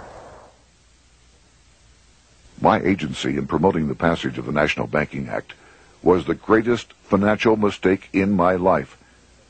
It has built up a monopoly which affects every interest in the country. On April 14, 1865, 41 days after his second inauguration and just 5 days after Lee surrendered to Grant at Appomattox, Lincoln was shot by John Wilkes Booth at Ford's Theater. Bismarck, Chancellor of Germany, lamented the death of Abraham Lincoln. The death of Lincoln was a disaster for Christendom. There was no man in the United States great enough to wear his boots. I fear that foreign bankers, with their craftiness and torturous tricks, will entirely corrupt the exuberant riches of America and use it systematically to corrupt modern civilization. They will not hesitate to plunge the whole of Christendom into wars and chaos in order that the earth should become their inheritance. Bismarck well understood the money changers' plan. Allegations that international bankers were responsible for Lincoln's assassination surfaced in Canada 70 years later in 1934. Gerald G. McGeer, a popular and well-respected Canadian attorney, revealed this stunning charge in a 5-hour speech before the Canadian House of Commons, blasting Canada's debt-based money system. Remember, it was 1934, the height of the Great Depression, which was ravaging Canada as well. McGeer had obtained evidence deleted from the public record, provided to him by Secret Service agents at the trial of John Wilkes Booth, after Booth's death. McGeer said it showed that Booth was a mercenary working for the international bankers. According to an article in the Vancouver Sun of May 2nd, 1934, Abraham Lincoln, the martyred emancipator of the slaves, was assassinated through the machinations of a group representative of the international bankers who feared the United States president's national credit ambitions. There was only one group in the world at that time who had any reason to desire the death of Lincoln. They were the men opposed to his national currency program and who had fought him throughout the whole Civil War on his policy of greenback currency. Interestingly, McGeer claimed that Lincoln was assassinated not only because international bankers wanted to reestablish a central bank in America, but because they also wanted to base America's currency on gold. Gold they controlled. In other words, put America on a gold standard. Lincoln had done just the opposite by issuing U.S. notes, greenbacks, which were based purely on the good faith and credit of the United States. The article quoted McGeer as saying, "They were the men interested in the establishment of the gold standard and the right of the bankers to manage the currency and credit of every nation in the world. With Lincoln out of the way, they were able to proceed with that plan and did proceed with it in the United States. Within 8 years after Lincoln's assassination, silver was demonetized and the gold standard money system set up in the United States." Not since Lincoln has the U.S. issued debt-free United States notes. These red-sealed bills, which were issued in 1963, were not a new issue from President Kennedy, but merely the old greenbacks reissued year after year. In another act of folly and ignorance, the 1994 Regal Act actually authorized the replacement of Lincoln's greenbacks with debt-based notes. In other words, greenbacks were in circulation in the United States until 1994. Why was silver bad for the bankers and gold good? Simple. Because silver was plentiful in the United States. It was very hard to control. Gold was, and always has been, scarce. Throughout history, it has been relatively easy to monopolize gold, but silver has historically been 15 times more plentiful. With Lincoln out of the way, the money changers' next objective was to gain complete control over America's money. This was no easy task. With the opening of the American West, silver had been discovered in huge quantities. On top of that, Lincoln's greenbacks were generally popular. Despite the European central bankers' deliberate attacks on greenbacks, they continued to circulate in the United States, in fact, until a few years ago. According to historian W. Cleon Skousen, right after the Civil War, there was considerable talk about reviving Lincoln's brief experiment with the constitutional monetary system. Had not the European Money Trust intervened, it would have no doubt become an established institution. it is clear that the concept of America printing her own debt-free money sent shockwaves throughout the European central banking elite. They watched with horror as Americans clamored for more greenbacks. They may have killed Lincoln, but support for his monetary ideas grew. On April 12, 1866, nearly 1 year to the day of Lincoln's assassination, Congress went to work at the bidding of the European central banking interests. It passed the Contraction Act, authorizing the Secretary of the Treasury to begin to retire some of the greenbacks in circulation and thereby contract the money supply. Authors Theodore R. Thorin and Richard F. Warner explained the results of the money contraction in their classic book on the subject, The Truth in Money Book. The hard times which occurred after the Civil War could have been avoided if the greenback legislation had continued as President Lincoln had intended. Instead, there were a series of money panics, what we call recessions. which put pressure on Congress to enact legislation to place the banking system under centralized control. Eventually, the Federal Reserve Act was passed on December 23, 1913. In other words, the money changers wanted two things: the reinstitution of a central bank under their exclusive control, and two, an American currency backed by gold. Their strategy was twofold. First of all, cause a series of panics to try to convince the American people that only centralized control of the money supply could provide economic stability. And secondly, remove so much money from the system that most Americans would be so desperately poor that they either wouldn't care or would be too weak to oppose the bankers.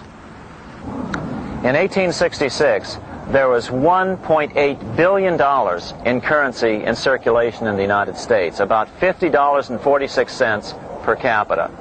In 1867 alone, $500 million, $500 million, was removed from the U.S. money supply. 10 years later, in 1876, America's money supply was reduced to only $600 million. In other words, 2/3 of America's money had been called in by the bankers. Only $14.60 per capita remained in circulation. 10 years later, the money supply had been reduced to only $400 million, even though the population had boomed. The result was that only $6.67 per capita remained in circulation, a 760% loss in buying power over 20 years. Today, economists try to sell the idea that recessions and depressions are a natural part of something they call the business cycle. The truth is, our money supply is manipulated now just as it was before and after the Civil War. How did this happen? How did money become so scarce? Simple. Bank loans were called in and no new ones were given.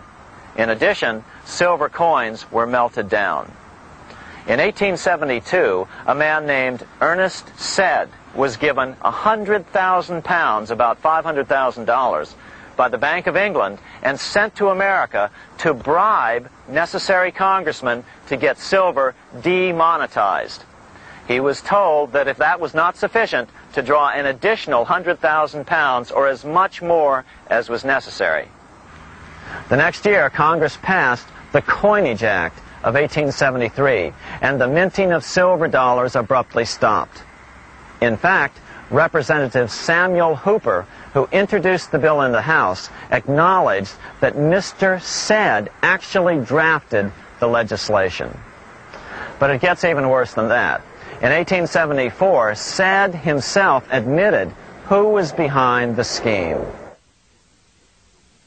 I went to America in the winter of 1872-73, authorized to secure, if I could, the passage of a bill demonetizing silver.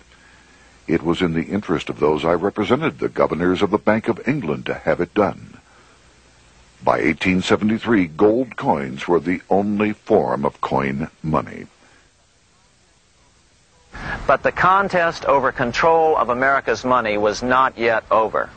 Only 3 years later, in 1876, with 1/3 of America's workforce unemployed, the population was growing restless. People were clamoring for a return to the greenback money system of President Lincoln or a return to silver money, anything that would make money more plentiful. That year, Congress created the United States Silver Commission to study the problem. Their report clearly blamed the monetary contraction on the national bankers. The report is interesting because it compares the deliberate money contraction by the national bankers after the Civil War to the fall of the Roman Empire. The disaster of the Dark Ages was caused by decreasing money and falling prices. Without money, civilization could not have had a beginning, and with a diminishing supply, it must languish, and unless relieved, finally perish. At the Christian era, the metallic money of the Roman Empire amounted to $1,800,000,000. By the end of the 15th century, it had shrunk to less than $200 million. History records no other such disastrous transition as that from the Roman Empire to the Dark Ages.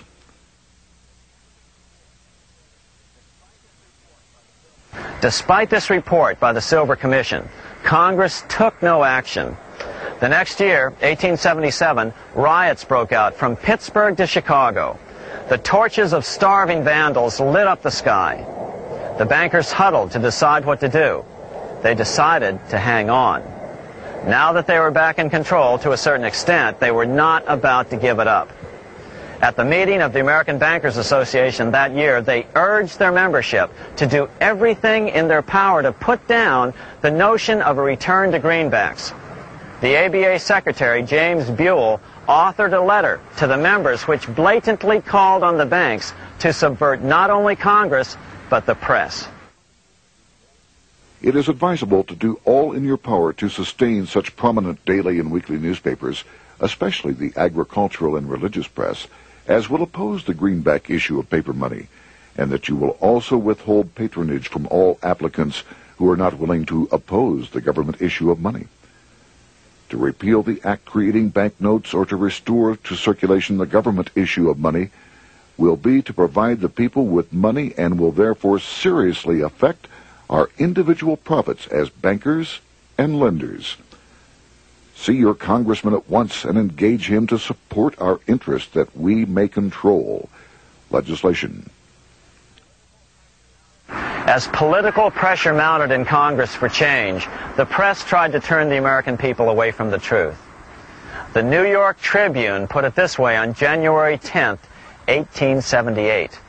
The capital of the country is organized at last, and we will see whether Congress will dare to fly in its face. But it didn't work entirely. On February 28, 1878, Congress passed the Sherman Law, allowing the minting of a limited number of silver dollars, ending the 5-year hiatus. This did not end gold backing of the currency, however, nor did it completely free silver. Previous to 1873, anyone who brought silver to the U.S. Mint could have it struck into silver dollars free of charge. No longer. But at least some money began to flow back into the economy again.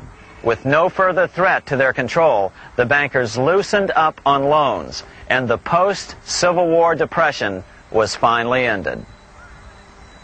3 years later, the American people elected Republican James Garfield president. Garfield understood how the economy was being manipulated. As a congressman, he had been chairman of the Appropriations Committee and was a member of Banking and Currency. After his inauguration, he slammed the money changers publicly in 1881. Whoever controls the volume of money in any country is absolute master of all industry and commerce. And when you realize that the entire system is very easily controlled, one way or another, by a few powerful men at the top, you will not have to be told how periods of inflation and depression originate. Unfortunately, within a few weeks of making this statement, on July 2nd of 1881, President Garfield was assassinated. On July 2nd of 1881, President Garfield was assassinated.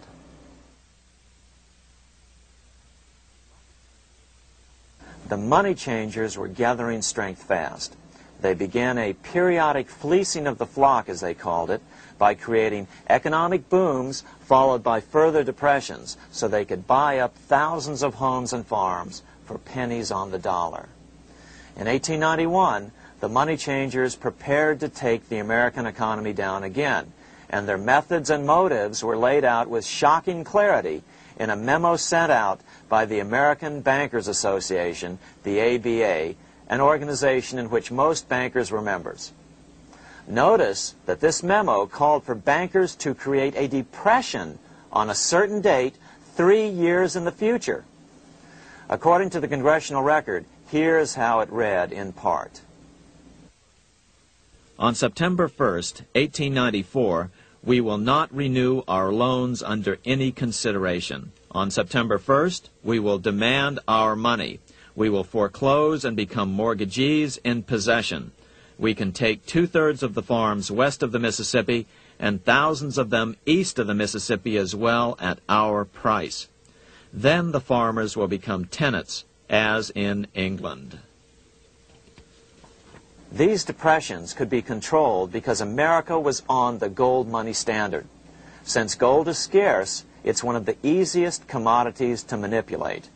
People wanted silver money legalized again so they could escape the stranglehold the money changers had on gold money. People wanted silver money reinstated, reversing Mr. Said's Act of 1873, by then called the Crime of 73. By 1896, the issue of more silver money had become the central issue in the presidential campaign. William Jennings Bryan, a senator from Nebraska, ran for president as a Democrat on the free silver issue. At the Democratic National Convention in Chicago, he made an emotional speech which won him the nomination entitled Crown of Thorns and Cross of Gold. Though Bryan was only 36 years old at the time, this speech is widely regarded as the most famous oration ever made before a political convention.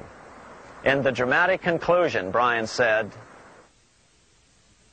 "We will answer their demand for a gold standard by saying to them, you shall not press down upon the brow of labor this crown of thorns. You shall not crucify mankind upon a cross of gold." The bankers lavishly supported the Republican candidate, William McKinley, who favored the gold standard. The resulting contest was amongst the most fiercely contested presidential races in American history. Bryan made over 600 speeches in 27 states. The McKinley campaign got manufacturers and industrialists to inform their employees that if Bryan were elected, all factories and plants would close and there would be no work. The ruse succeeded. McKinley beat Bryan by a small margin. Bryan ran for president again in 1900 and in 1908, but fell short each time. During the 1912 Democratic Convention, Bryan was a powerful figure who helped Woodrow Wilson win the nomination. When Wilson became president, he appointed Bryan as Secretary of State, but Bryan soon became disenchanted with the Wilson administration. Bryan served only 2 years in the Wilson administration before resigning in 1915 over the highly suspicious sinking of the Lusitania, the event which was used to drive America into World War I. Although William Jennings Bryan never gained the presidency, his efforts delayed the money changers for 17 years from attaining their next goal, a new, privately owned central bank for America.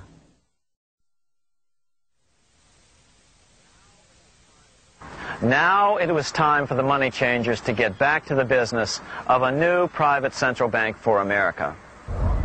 During the early 1900s, men like J.P. Morgan led the charge.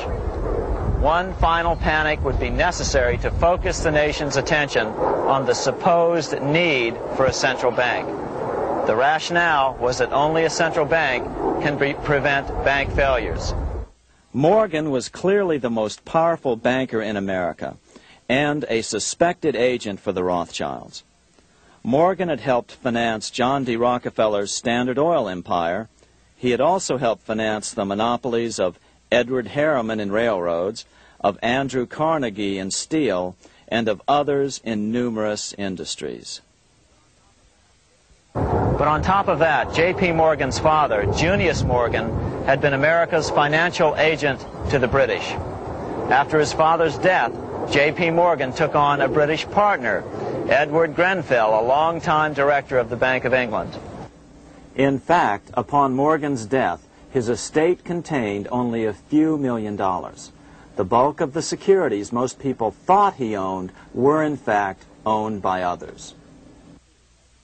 In 1902, President Theodore Roosevelt allegedly went after Morgan and his friends by using the Sherman Antitrust Act to try to break up their industrial monopolies. Actually, Roosevelt did very little to interfere in the growing monopolization of American industry by the bankers and their surrogates.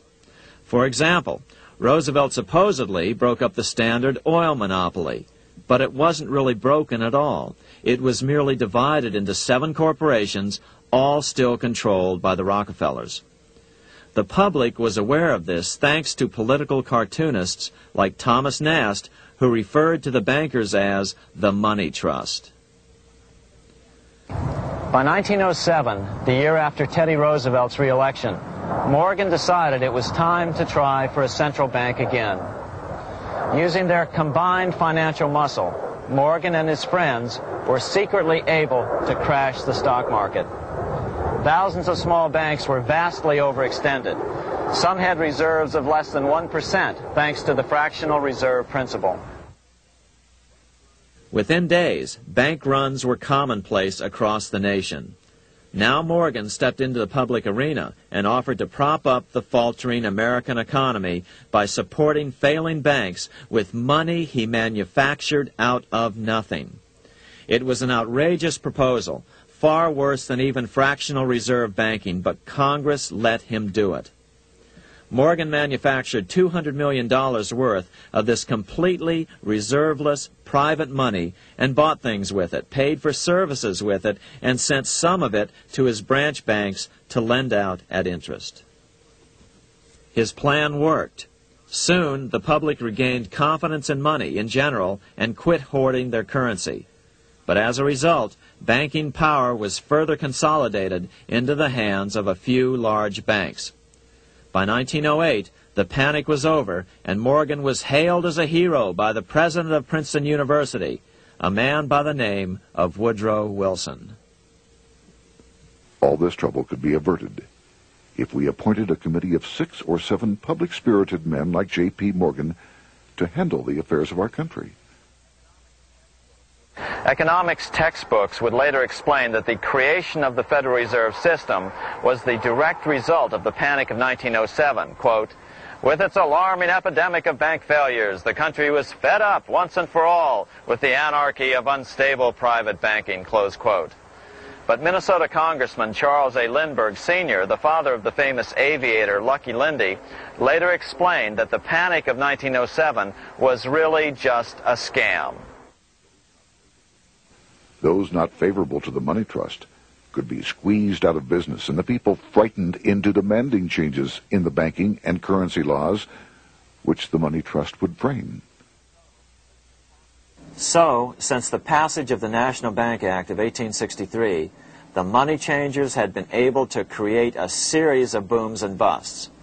The purpose was not only to fleece the American public of their property, but to later claim that the banking system was basically so unstable that it had to be consolidated into a central bank once again.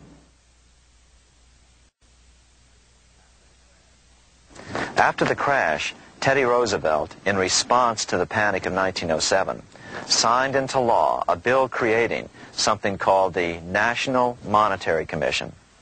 The commission was to study the banking problem and make recommendations to Congress.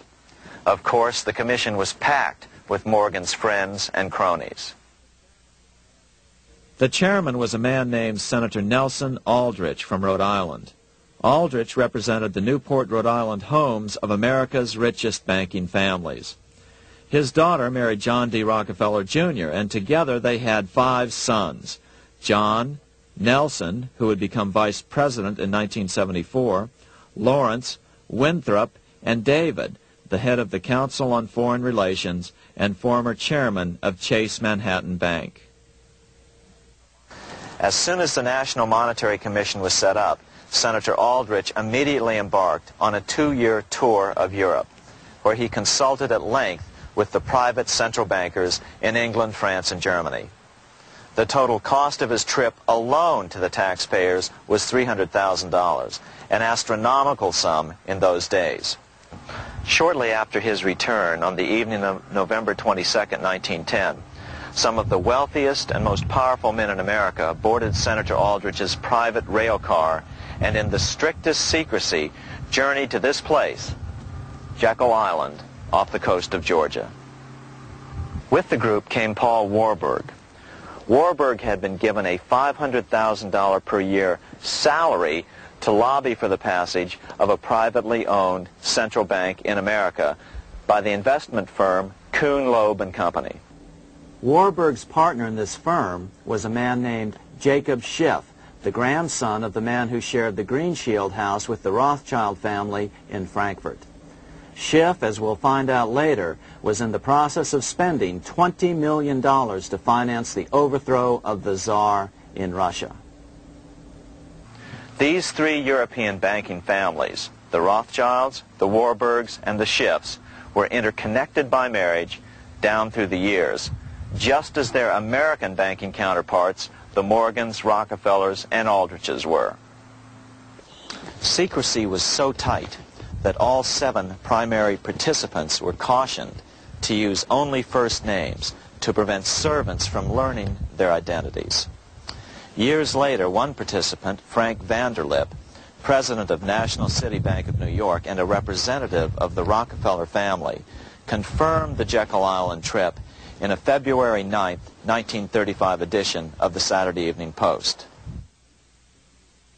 I was as secretive, indeed as furtive as any conspirator. Discovery, we knew, simply must not happen, or else all our time and effort would be wasted.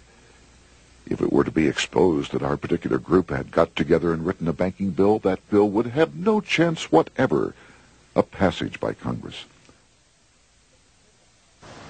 The participants came here to figure out how to solve their major problem, how to bring back a privately owned central bank. But there were other problems that needed to be addressed as well. First of all, the market share of the big national banks was shrinking fast. In the first 10 years of the century, the number of U.S. banks had more than doubled to over 20,000. By 1913, only 29% of all banks were national banks, and they held only 57% of all deposits. As Senator Aldrich later admitted in a magazine article, before passage of this act, the New York bankers could only dominate the reserves of New York. Now, we are able to dominate the bank reserves of the entire country. Therefore, something had to be done to bring these new banks under their control. As John D. Rockefeller put it, quote, "Competition is sin," close quote. Secondly, the nation's economy was so strong that corporations were starting to finance their expansions out of profits instead of taking out huge loans from large banks. In the first 10 years of the new century, 70% of corporate funding came from profits. In other words, American industry was becoming independent of the money changers, and that trend had to be stopped. All the participants knew that these problems could be hammered out into a workable solution, but perhaps their biggest problem was a public relations problem, the name of the new bank. That discussion took place right here in this room, one of the many conference rooms in this sprawling hotel, today known as the Jekyll Island Club Hotel. Aldrich believed that the word bank should not even appear in the name.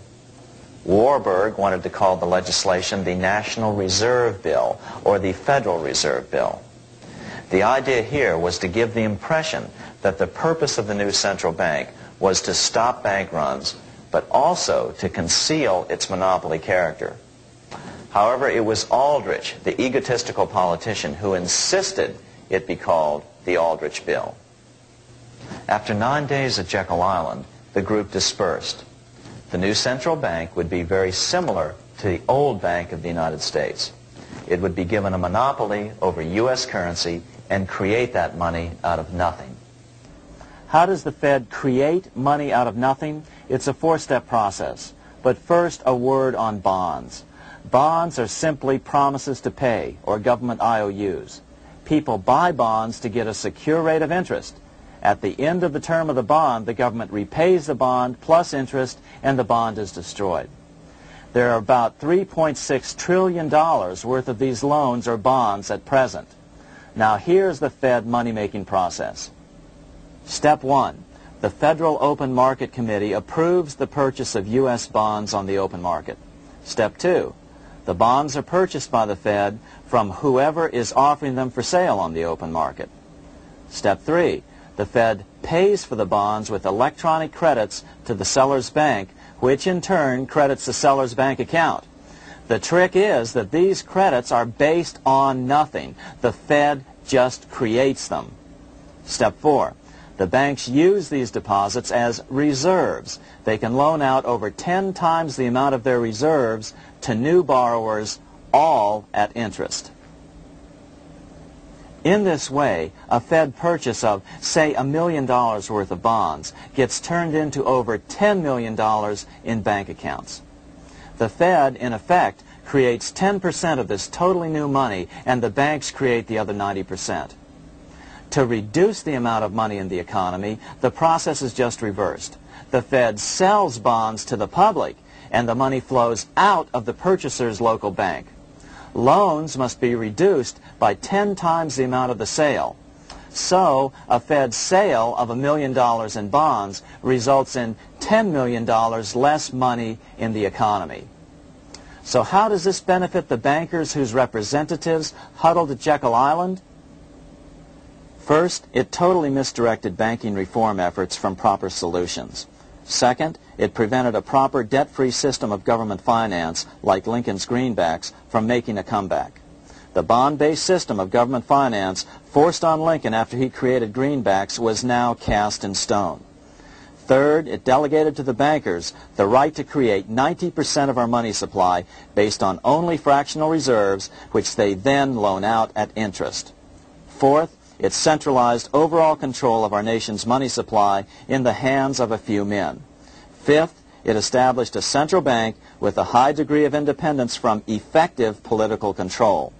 Soon after its creation, the Fed's great contraction in the early 1930s would cause the Great Depression. This independence has been enhanced since then through additional laws. In order to fool the public into thinking the government retained control, the plan called for the Fed to be run by a board of governors appointed by the President and approved by the Senate. But all the bankers had to do was to be sure their men got appointed to the board of governors. That wasn't hard. Bankers have money, and money buys influence over politicians. Once the participants left Jekyll Island, the public relations blitz was on. The big New York banks put together an educational fund of $5 million to finance professors at respected universities to endorse the new bank. Woodrow Wilson at Princeton was one of the first to jump on the bandwagon. But the bankers' subterfuge didn't work. The Aldrich Bill was quickly identified as the bankers' bill, a bill to benefit only what became known as the money trust. As Congressman Lindbergh put it during the congressional debate, the Aldrich Plan is the Wall Street Plan. It means another panic, if necessary, to intimidate the people. Aldrich, paid by the government to represent the people, proposes a plan for the trusts instead. seeing they didn't have the votes to win in Congress, the Republican leadership never brought the Aldrich bill to a vote. The bankers quietly decided to move to track 2, the Democratic alternative. They began financing Woodrow Wilson as the Democratic nominee. As respected historian James Perloff put it, Wall Street financier Bernard Baruch was put in charge of Wilson's education. Baruch brought Wilson to the Democratic Party headquarters in New York in 1912, leading him like one would a poodle on a string. Wilson received an indoctrination course from the leaders convened there. So now the stage was set. The money changers were poised to install their privately owned central bank once again. The damage President Andrew Jackson had done 76 years earlier had been only partly repaired with the passage of the National Bank Act during the Civil War. Since then, the battle had raged on across the decades. The Jacksonians became the greenbackers, who became the hardcore supporters of William Jennings Bryan. With Bryan leading the charge, these opponents of the money changers, ignorant of Baruch's tutelage, now threw themselves behind Democrat Woodrow Wilson. They and Bryan would soon be betrayed.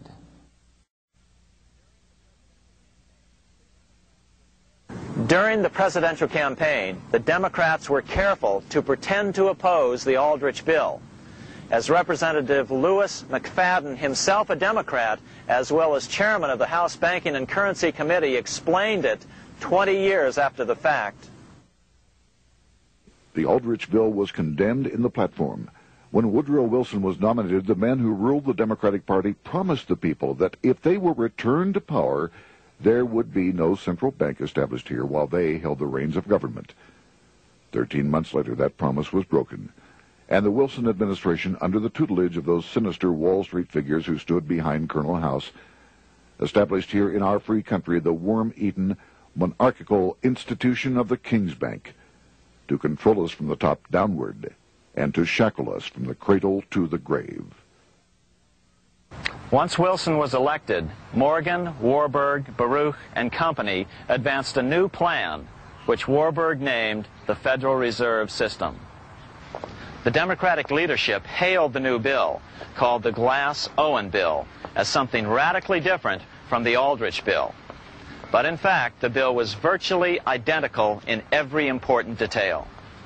In fact, so vehement were the Democratic denials of similarity that Paul Warburg, the father of both bills, had to step in to reassure his paid friends in Congress that the two bills were virtually identical. Brushing aside the external differences affecting the shells, we find the kernels of the two systems very closely resembling and related to one another. But that admission was for private consumption only. Publicly, the money trust trotted out Senator Aldrich and Frank Vanderlip, the president of Rockefeller's National City Bank of New York and one of the Jekyll Island Seven, to oppose the new Federal Reserve System. Years later, however, Vanderlip admitted in the Saturday Evening Post that the two measures were virtually identical. Although the Aldrich Federal Reserve Plan was defeated when it bore the name Aldrich, nevertheless, its essential points were all contained in the plan that finally was adopted. As Congress neared a vote, they called Ohio attorney Alfred Crozier to testify. Crozier noted the similarities between the Aldrich bill and the Glass-Owen bill. The bill grants just what Wall Street and the big banks for 25 years have been striving for: private instead of public control of currency. It, the Glass-Owen bill, does this as completely as the Aldrich bill. Both measures rob the government and the people of all effective control over the public's money, and vest in the banks exclusively the dangerous power to make money among the people scarce or plenty. During the debate on the measure, senators complained that the big banks were using their financial muscle to influence the outcome. "There are bankers in this country who are enemies of the public welfare," said one senator. What an understatement. Despite the charges of deceit and corruption, the bill was finally snuck through the Senate on December 22, 1913, after most senators had left town for the holidays, after having been assured by the leadership that nothing would be done until long after the Christmas recess. On the day the bill was passed, Congressman Lindbergh prophetically warned his countrymen that this act establishes the most gigantic trust on earth. When the president signs this bill, the invisible government by the monetary power will be legalized. The people may not know it immediately, but the day of reckoning is only a few years removed. The worst legislative crime of the ages is perpetrated by this banking bill. On top of all this, only weeks earlier, Congress had finally passed a bill legalizing income tax. Why was the income tax law important? Because bankers finally had in place a system which would run up a virtually unlimited federal debt. How would the interest on this debt be repaid? Never mind the principal. Remember, a privately owned central bank creates the principal out of nothing. The federal government was small then. Up to then, it had subsisted merely on tariffs and excise taxes. No, just as with the Bank of England, the interest payments had to be guaranteed by direct taxation of the people. The money changers knew that if they had to rely on contributions from the states, eventually the individual state legislatures would revolt and either refuse to pay the interest on their own money or at least bring political pressure to bear to keep the debt small. It is interesting to note that in 1895, the Supreme Court had found a similar income tax law to be unconstitutional. The Supreme Court even found a corporate income tax law unconstitutional in 1909. As a result, Senator Aldrich hustled a bill for a constitutional amendment allowing income tax through the Congress. The proposed 16th Amendment to the Constitution was then sent to the state legislatures for approval. But some critics claim that the 16th Amendment was never ratified by the necessary 3/4 of the states. In other words, the 16th Amendment may not be legal. But the money changers were in no mood to debate the fine points. By October of 1913, Senator Aldrich had hustled the income tax bill through Congress. Without the power to tax the people directly and bypass the states, the Federal Reserve Bill would be far less useful to those who wanted to drive America deeply into their debt. A year after the passage of the Federal Reserve Bill, Congressman Lindbergh explained how the Fed created what we have come to call the business cycle and how they use it to their advantage. To cause high prices, all the Federal Reserve Board will do will be to lower the rediscount rate, producing an expansion of credit and a rising stock market. Then, when businessmen are adjusted to these conditions, it can check prosperity in mid-career by arbitrarily raising the rate of interest. It can cause the pendulum of a rising and falling market to swing gently back and forth by slight changes in the discount rate, or cause violent fluctuations by a greater rate variation. And in either case, it will possess inside information as to financial conditions and advanced knowledge of the coming change, either up or down. This is the strangest, most dangerous advantage ever placed in the hands of a special privileged class by any government that ever existed. The system is private, conducted for the sole purpose of obtaining the greatest possible profits from the use of other people's money. They know in advance when to create panics to their advantage. They also know when to stop panic.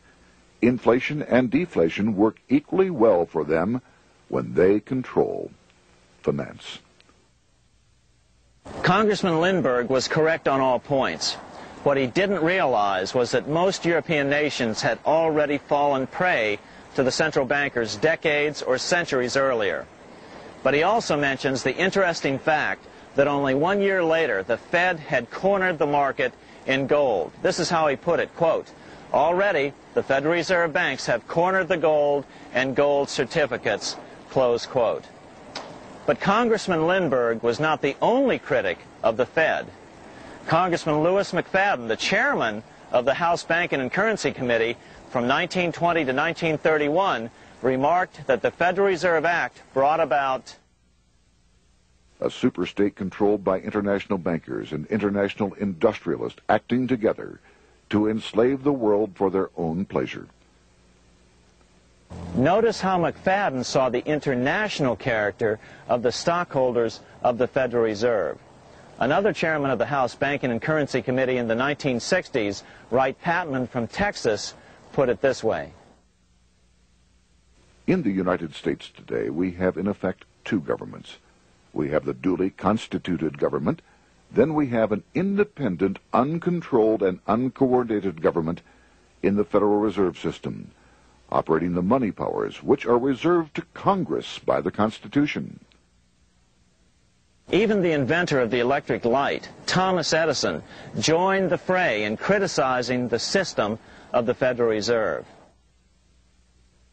If our nation can issue a dollar bond, it can issue a dollar bill. The element that makes the bond good makes the bill good also. The difference between the bond and the bill is the bond lets money brokers collect twice the amount of the bond and an additional 20%, whereas the currency pays nobody but those who contribute directly in some useful way. It is absurd to say that our country can issue $30 million in bonds and not $30 million in currency. Both are promises to pay, but one promise fattens the usurers, and the other helps the people. 3 years after the passage of the Federal Reserve Act, even President Wilson began to have second thoughts about what had been unleashed during his first term in office. We have come to be one of the worst ruled, one of the most completely controlled governments in the civilized world, no longer a government of free opinion, no longer a government by a vote of the majority, but a government by the opinion and duress of a small group of dominant men. Some of the biggest men in the United States in the field of commerce and manufacture are afraid of something. They know that there is a power somewhere so organized, so subtle, so watchful, so interlocked, so complete, so pervasive, that they had better not speak above their breath when they speak in condemnation of it. Before his death in 1924, President Wilson realized the full extent of the damage he had done to America when he confessed, "I have unwittingly ruined my government." So finally, the money changers, those who profit by manipulating the amount of money in circulation, had their privately owned central bank installed again in America. The major newspapers, which they also owned, hailed passage of the Federal Reserve Act of 1913, telling the public that now depressions could be scientifically prevented. The fact of the matter was that now depressions could be scientifically created. Power was now centralized to a tremendous extent. Now it was time for a war, a really big war. In fact, the First World War. Of course, to the central bankers, the political issues of war don't matter nearly as much as the profit potential, and nothing creates debts like warfare. England was the best example at that time. During the 119-year period between the founding of the Bank of England and Napoleon's defeat at Waterloo, England had been at war for 56 years, and much of the remaining time she'd been preparing for war. In World War I, the German Rothschilds loaned money to the Germans, the British Rothschilds loaned money to the British, and the French Rothschilds loaned money to the French. In America, J.P. Morgan was the sales agent for war materials to both the British and the French. In fact, 6 months into the war, Morgan became the largest consumer on earth, spending $10 million a day. His offices here at 23 Wall Street were mobbed by brokers and salesmen trying to cut a deal. In fact, it got so bad that the bank had to post guards at every door and at the partners' homes as well. Many other New York bankers made out as well from the war. President Wilson appointed Bernard Baruch to head the War Industries Board. According to historian James Perloff, both Baruch and the Rockefellers profited by some $200 million during the war. But profits were not the only motive. There was also revenge. The money changers never forgave the czars for their support of Lincoln during the Civil War. Also, Russia was the last major European nation to refuse to give in to the privately owned central bank scheme. 3 years after World War I broke out, the Russian Revolution toppled the Tsar and installed the scourge of communism. Jacob Schiff of Kuhn Loeb and Company bragged from his deathbed that he had spent $20 million towards the defeat of the Tsar. Money was funneled from England to support the revolution as well. Why would some of the richest men in the world financially back communism, the system that was openly vowing to destroy the so-called capitalism that made them wealthy? Researcher Gary Allen explained it this way. If one understands that socialism is not a share the wealth program, but is in reality a method to consolidate and control the wealth, then the seeming paradox of super-rich men promoting socialism becomes no paradox at all. Instead, it becomes logical, even the perfect tool of power-seeking megalomaniacs. Communism, or more accurately socialism, is not a movement of the downtrodden masses, but of the economic elite. As W. Cleon Skousen put it in his 1970 book, The Naked Capitalist, Power from any source tends to create an appetite for additional power. It was almost inevitable that the super-rich would one day aspire to control not only their own wealth, but the wealth of the whole world. To achieve this, they were perfectly willing to feed the ambitions of the power-hungry political conspirators who were committed to the overthrow of all existing governments and the establishments of a central worldwide dictatorship. But what if these revolutionaries get out of control and try to seize power from the super-rich? After all, it was Mao Zedong who in 1938 stated his position concerning power. Political power grows out of the barrel of a gun. The Wall Street, London axis elected to take the risk. The master planners attempted to control revolutionary communist groups by feeding them vast quantities of money when they obeyed, and contracting their money supply, or even financing their opposition if they got out of control. Lenin began to understand that although he was the absolute dictator of the new Soviet Union, he was not pulling the financial strings. Someone else was silently in control. The state does not function as we desired. The car does not obey. A man is at the wheel and seems to lead it, but the car does not drive in the desired direction. It moves as another force wishes.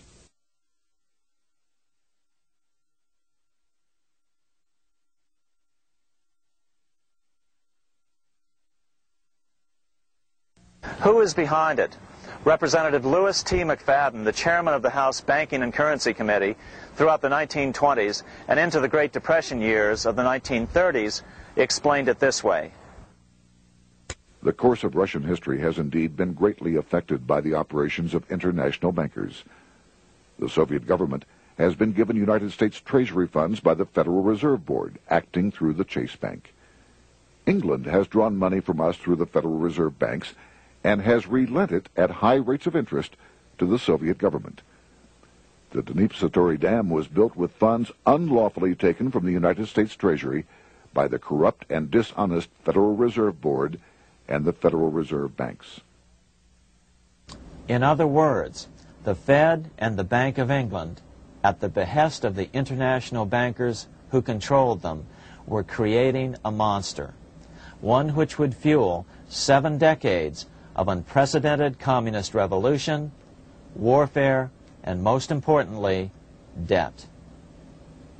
In case you think there's some chance that the money changers got communism going and then lost control, in 1992 the Washington Times reported that Russian President Boris Yeltsin was upset that most of the incoming foreign aid was being siphoned off, quote, straight back into the coffers of Western banks in debt service, close quote. No one in his right mind would claim that a war as large as World War I had a single cause. Wars are complex things with many causative factors. But on the other hand, it would also be equally foolish to ignore as a prime cause of World War I those who would profit the most from the war. The role of the money changers is no wild conspiracy theory. They had a motive, a short-ranged, self-serving motive, as well as a long-range political motive of advancing totalitarian governments, with the money changers maintaining the financial clout to control whatever politician might emerge as the leader. Next, we'll see what the money changers' ultimate political goal is for the world.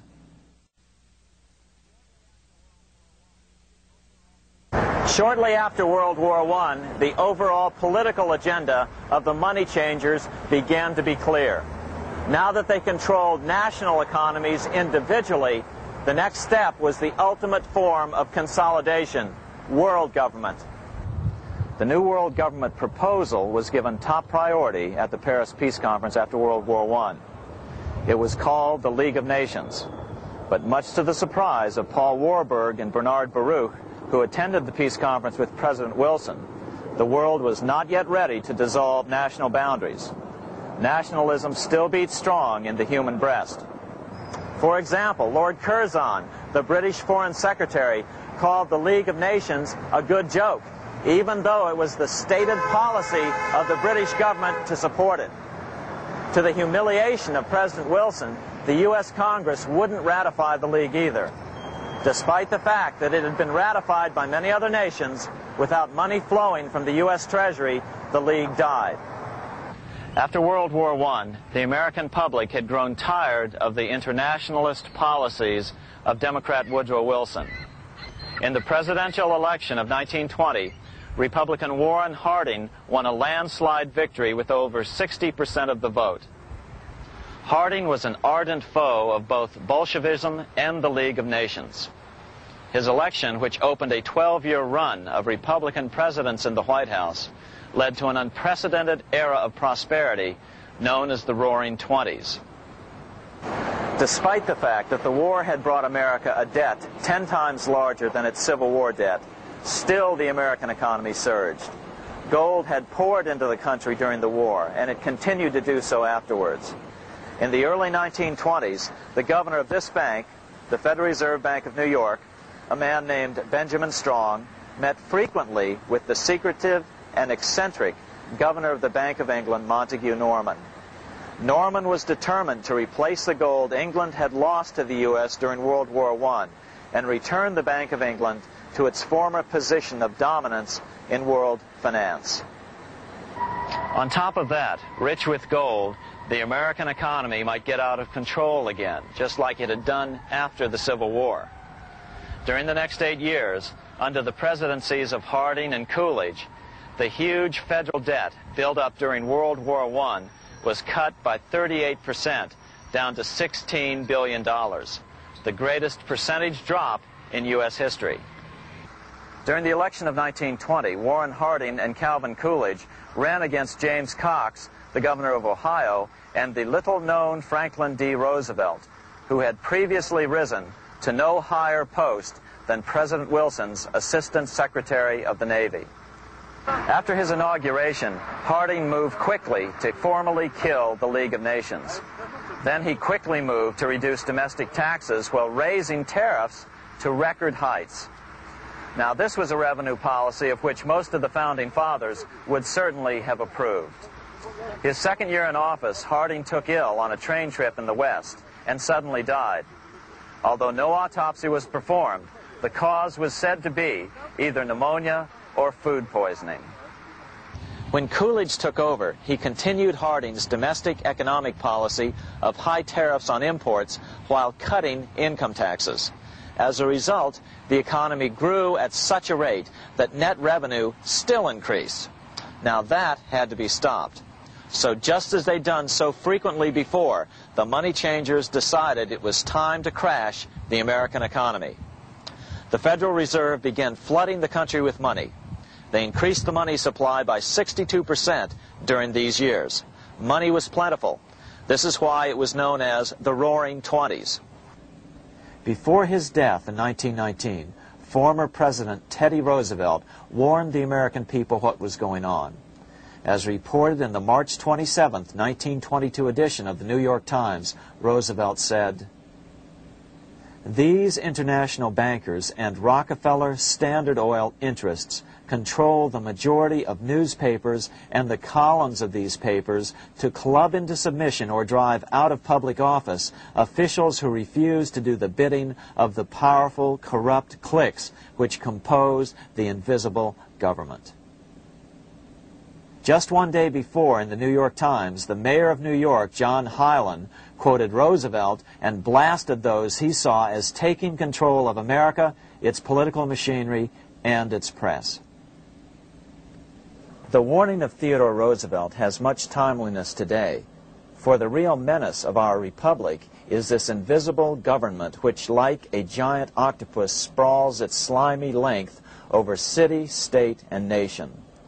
It seizes in its long and powerful tentacles our executive officers, our legislative bodies, our schools, our courts, our newspapers, and every agency created for the public protection. To depart from mere generalizations, let me say that at the head of this octopus are the Rockefeller Standard Oil interest and a small group of powerful banking houses generally referred to as the international bankers. The little coterie of powerful international bankers virtually run the United States government for their own selfish purposes. They practically control both parties, write political platforms, make cat's paws of party leaders, use the leading men of private organizations, and resort to every device to place a nomination for high public office only such candidates as will be amenable to the dictates of corrupt big business. These international bankers and Rockefeller Standard Oil interests control the majority of newspapers and magazines in this country. Why didn't people listen to such strong warnings and demand that Congress reverse its 1913 passage of the Federal Reserve Act? Because remember, it was the 1920s. A steady increase in bank loans contributed to a rising market. In other words, just as it is today, in times of prosperity, no one wants to worry about economic issues. But there was a dark side to all this prosperity. Businesses expanded and became strung out on credit. Speculation in the booming stock market became rampant. Although everything looked rosy, it was a castle made of sand. When all was in readiness, in April of 1929, Paul Warburg, the father of the Federal Reserve, sent out a secret advisory warning his friends that a collapse and nationwide depression was certain. In August of 1929, the Fed began to tighten money. It is not a coincidence that the biographies of all the Wall Street giants of that era, John D. Rockefeller, J.P. Morgan, Bernard Baruch, etc., all marvel that they got out of the stock market just before the crash and put all their assets in cash or gold.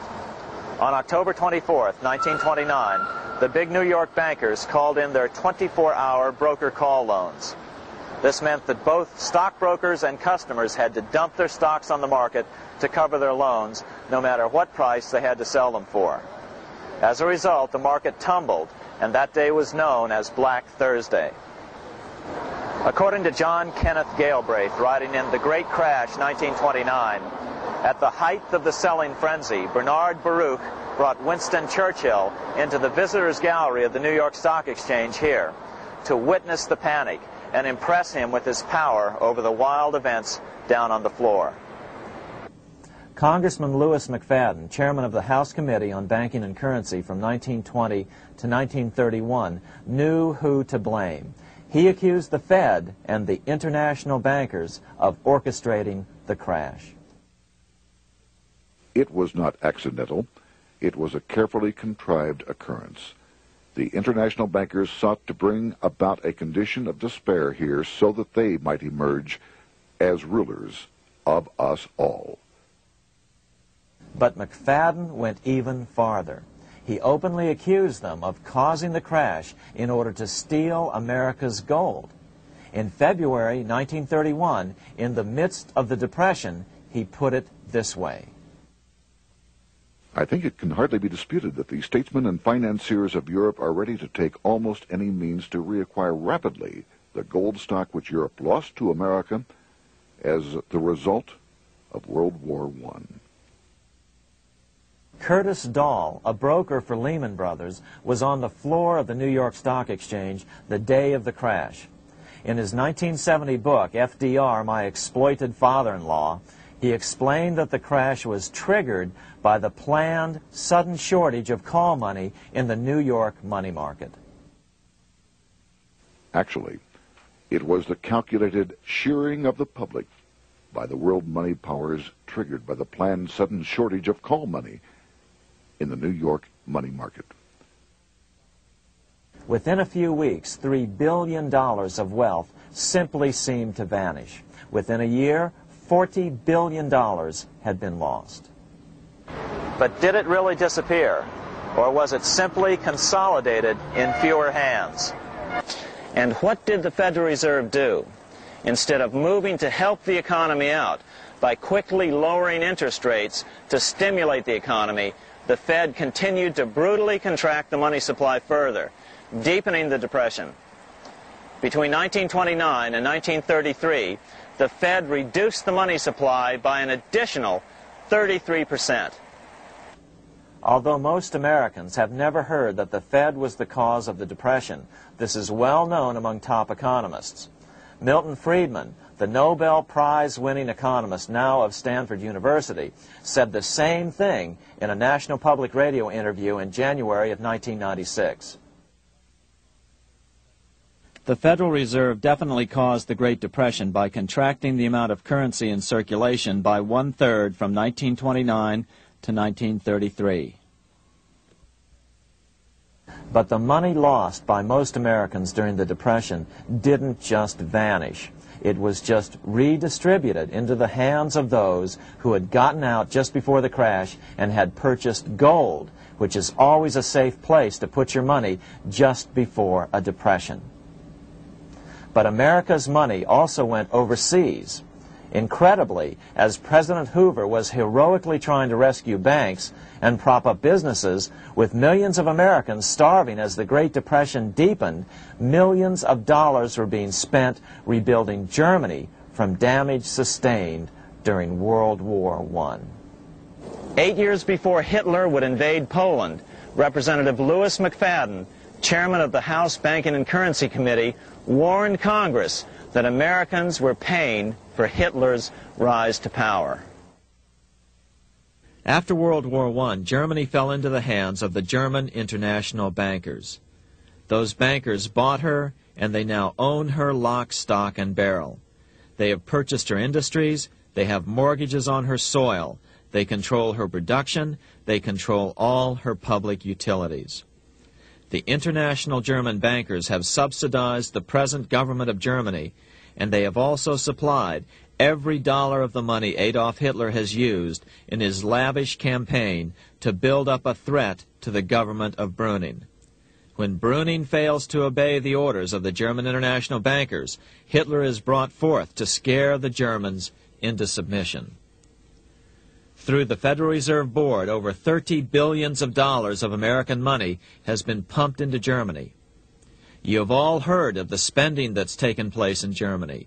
Modernistic dwellings, her great planetariums, her gymnasiums, her swimming pools, her fine public highways, her perfect factories. All this was done on our money. All this was given to Germany through the Federal Reserve Board. The Federal Reserve Board has pumped so many billions of dollars into Germany that they dare not name the total.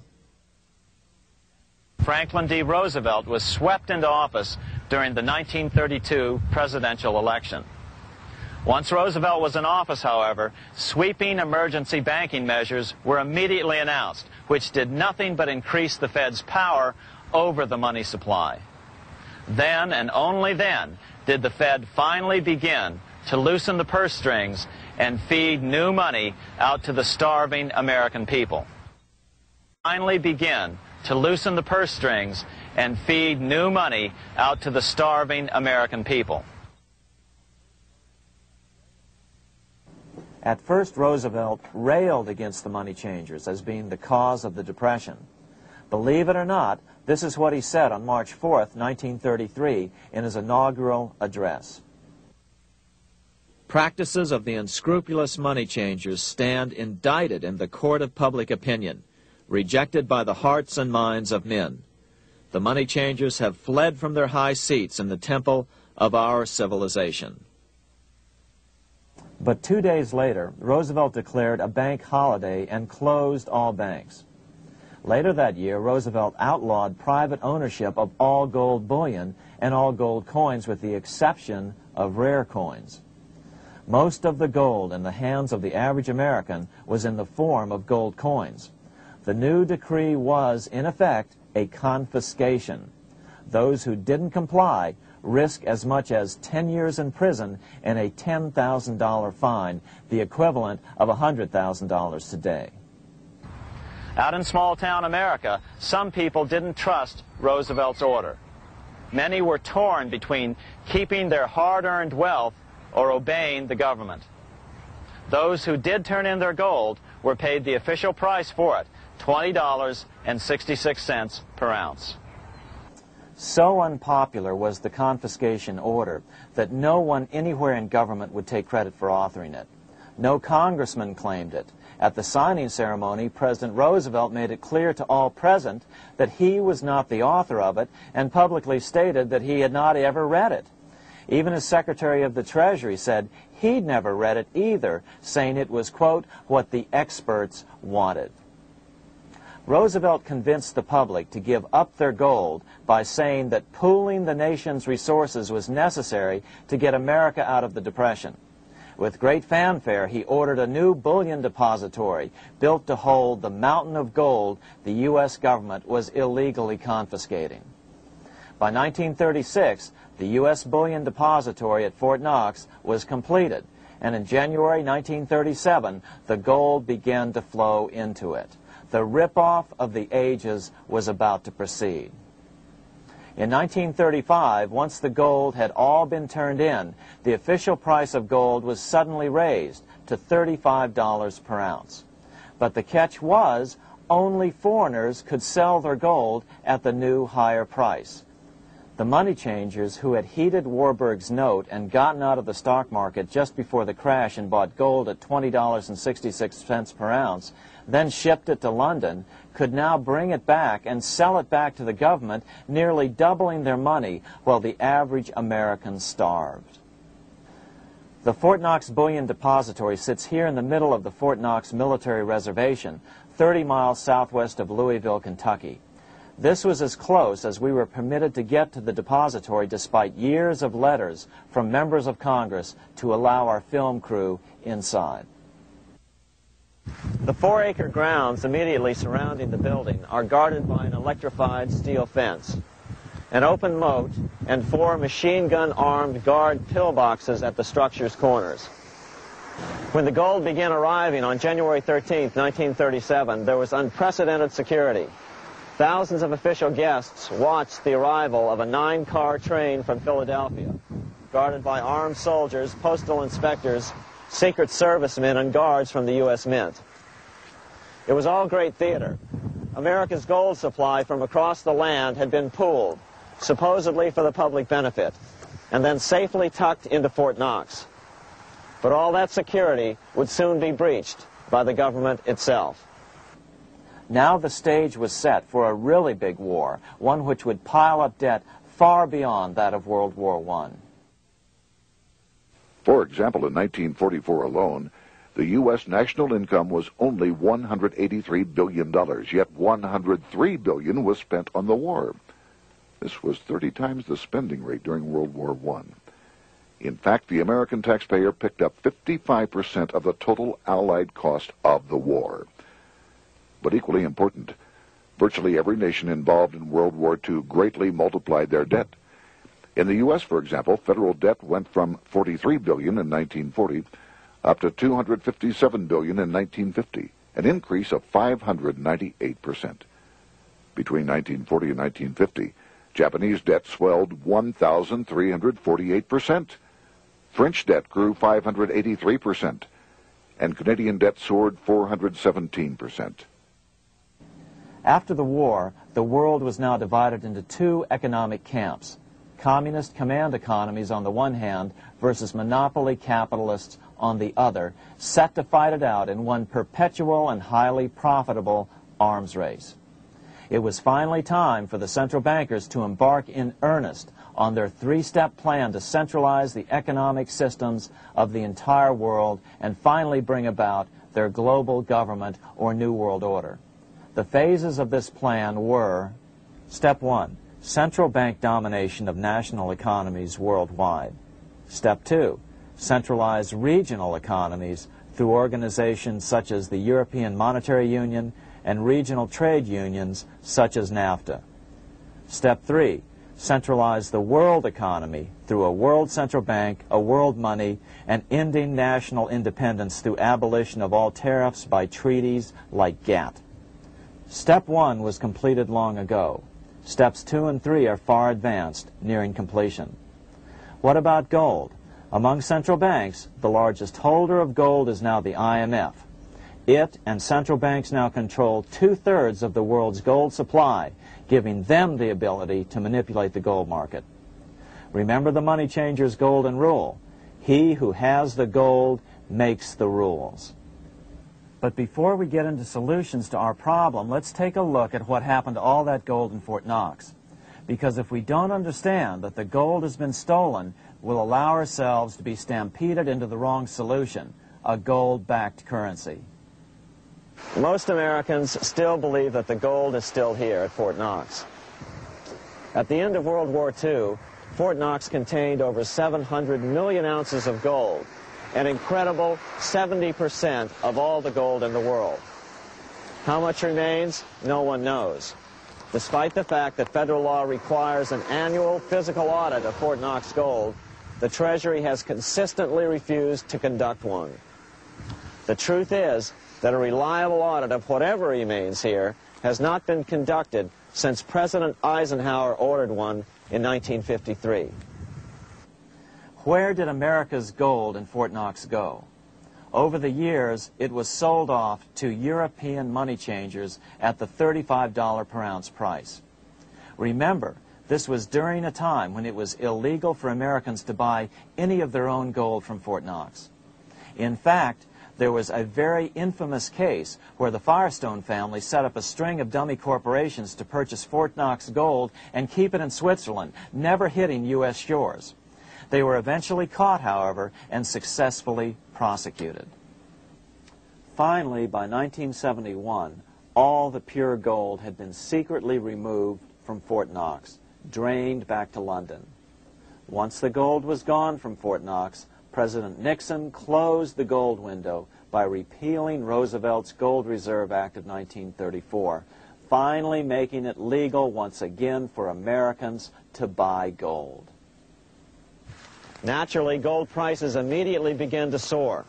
9 years later, gold sold for $880 per ounce, 25 times what the gold in Fort Knox was sold for. One would think that eventually someone in the government would get wind of what was happening and blow the whistle.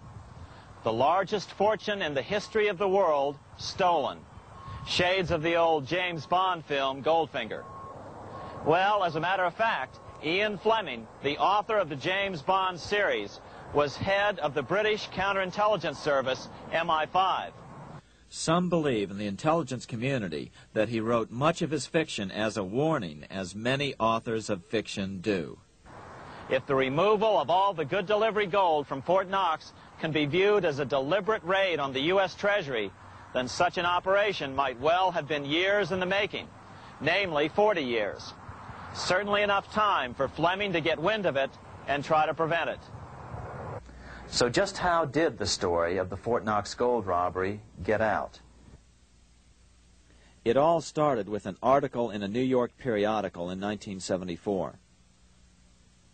The article charged that the Rockefeller family was manipulating the Federal Reserve to sell off Fort Knox gold at bargain basement prices to anonymous European speculators. 3 days later, the anonymous source of the story, Louise Auchincloss Boyer, mysteriously fell to her death from the window of her 10th floor apartment in New York.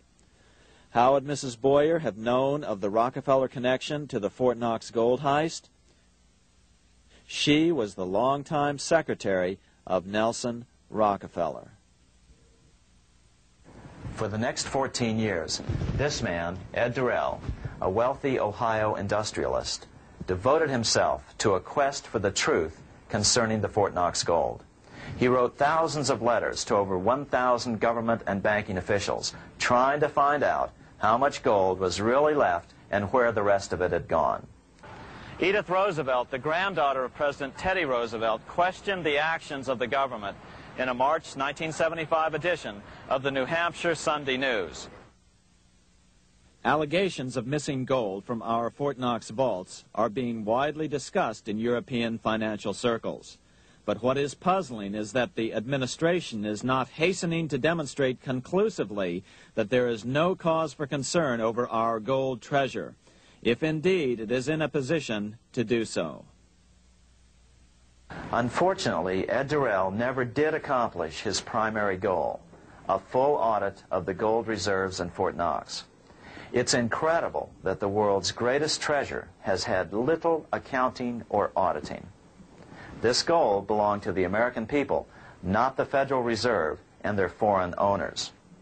One thing is certain, the government could blow all of this speculation away in a few days with a well-publicized audit under the searing lights of media cameras. It has chosen not to do so. One must conclude that they are afraid of the truth such an audit would reveal. What is the government so afraid of? Here's the answer. When President Ronald Reagan took office in 1981, his conservative friends urged him to study the feasibility of returning to a gold standard as the only way to curb government spending. It sounded like a reasonable alternative, so President Reagan appointed a group of men called the Gold Commission to study the situation and report back to Congress. What Reagan's Gold Commission reported back to Congress in 1982 was the following shocking revelation concerning gold. The U.S. Treasury owned no gold at all. All the gold that was left in Fort Knox was now owned by the Federal Reserve, a group of private bankers, as collateral against the national debt. The truth of the matter is that never before has so much money been stolen from the hands of the general public and put into the hands of a small group of private investors, the money changers. Private investors, the money changers.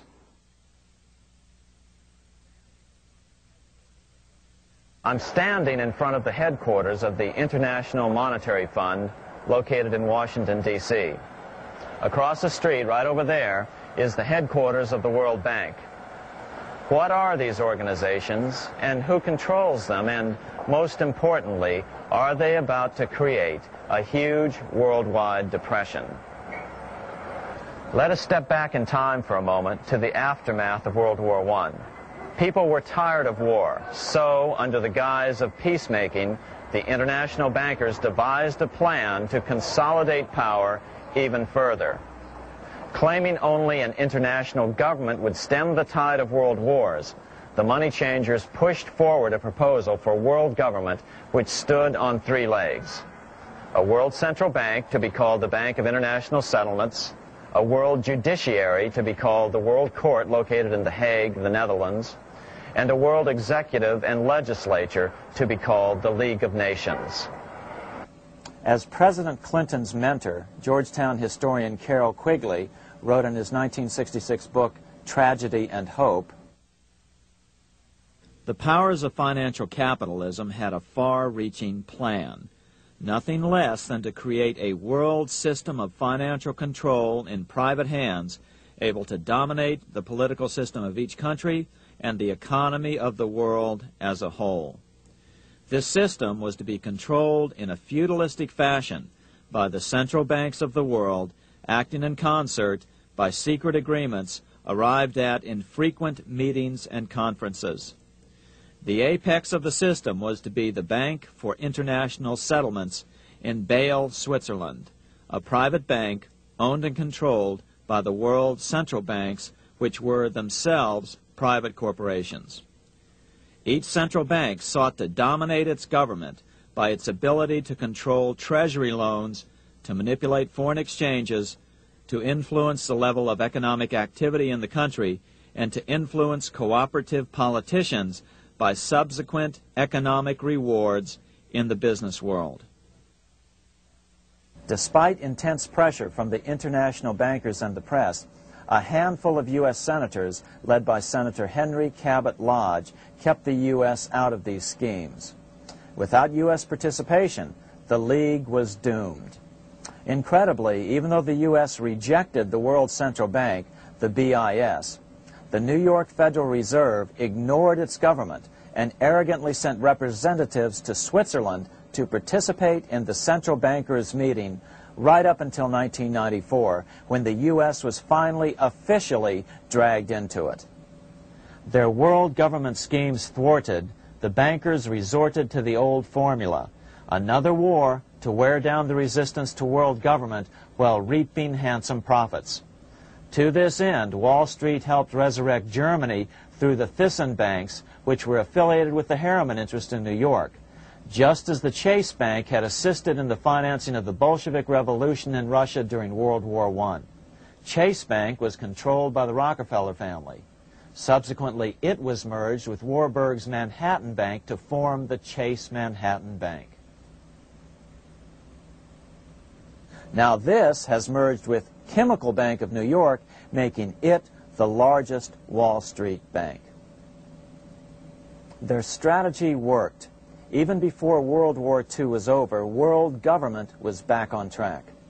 In 1944, at Bretton Woods, New Hampshire, the International Monetary Fund and the World Bank were approved with full U.S. participation. The Second League of Nations, renamed the United Nations, was approved in 1945. Soon, a new international court system was functioning as well. All effective opposition to these international bodies before the war had evaporated in the heat of war, just as planned. These new organizations simply repeated on a world scale what the National Banking Act of 1864 and the Federal Reserve Act of 1913 had established in the U.S. They created a banking cartel composed of the world's central banks, which gradually assumed the power to dictate credit policies to the banks of all the nations.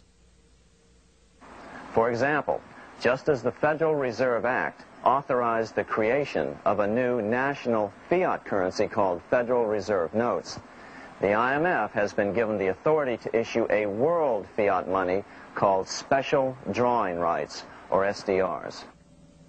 To date, the IMF has created in excess of $30 billion worth of SDRs. Member nations are being pressured to make their currencies fully exchangeable for SDRs. In 1968, Congress approved laws authorizing the Fed to accept SDRs as reserves in the U.S. and to issue Federal Reserve notes in exchange for SDRs. What does that mean? It means that in the U.S., SDRs are already a part of our lawful money. And what about gold? SDRs are already partially backed by gold. And with 2/3 of world gold now in the hands of central banks, the money changers can go about structuring the world's economic future in whichever way they deem most profitable. Keep in mind, just as the Fed is controlled by its Board of Governors, the IMF is controlled by its Board of Governors, which are either the heads of the different central banks or the heads of the various national treasury departments dominated by their central banks. Voting power in the IMF gives the U.S. and the U.K., that is to say the Fed and the Bank of England, effective control. Just as the Fed controls the amount of money in the U.S., the BIS, IMF, and World Bank control the money supply for the world. So we see the repetition of the old goldsmith's fraud replicated on the national scale with central banks like the Fed and on the international scale by the three arms of the World Central Bank. Is this organization of the BIS, the IMF, and the World Bank, which we refer to collectively as the World Central Bank, presently expanding and contracting world credit? Yes. Regulations put into effect in 1988 by the BIS required the world's bankers to raise their capital and reserves to 8% of liabilities by 1992. Increased capital requirements put an upper limit to the fractional reserve lending, similar to the way cash reserve requirements do. What has this seemingly insignificant regulation made in a Swiss city 8 years ago meant to the world? It means our banks cannot loan more and more money to buy more and more time before the next depression, as a maximum loan ratio is now set. It means those nations with the lowest bank reserves in their systems have already felt the terrible effects of this credit contraction as their banks scrambled to raise money to increase their reserves to 8%. To raise the money, they had to sell stocks, which depressed their stock markets and began the depression first in their countries. Japan, which in 1988 had among the lowest capital and reserve requirements, and thus was the most affected by the regulation, has experienced a financial crash which began almost immediately in 1989, which has wiped out a staggering 50% of the value of its stock market since 1990 and 60% of the value of its commercial real estate. The Bank of Japan has lowered its interest rates to 0.5%, practically giving away money to resurrect the economy, but still the depression worsens. Due to the $20 billion U.S. bailout of Mexico, the financial collapse in that nation is already known here. Yet despite the bailout, the economy continues to be a disaster. One huge debt after another is rolled over as new loans are being made simply to enable Mexico to pay the interest on the old loans. In the south of Mexico, the poor have been in open revolt as every spare peso is being siphoned out of the country to make interest payments. It is important to note that a radical transfer of power is taking place as nations become subservient to a supranational world central bank controlled by a handful of the world's richest bankers.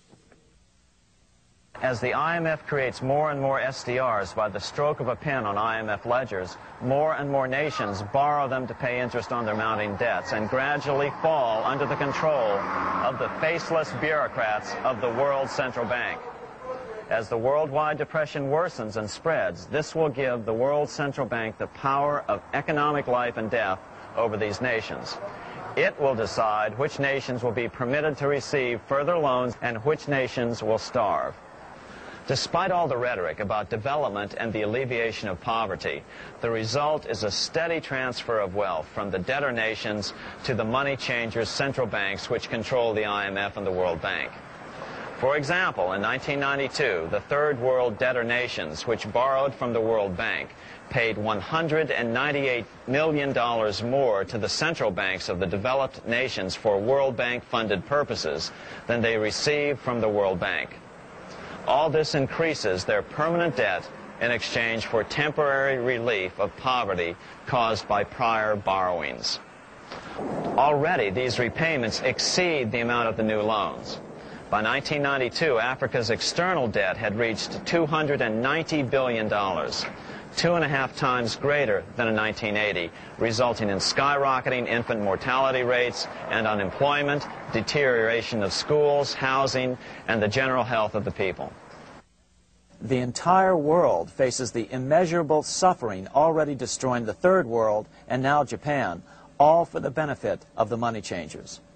As one prominent Brazilian politician put it, "The Third World War has already started. It is a silent war, not for that reason any less sinister. The war is tearing down Brazil, Latin America, and practically all the Third World. Instead of soldiers dying, there are children.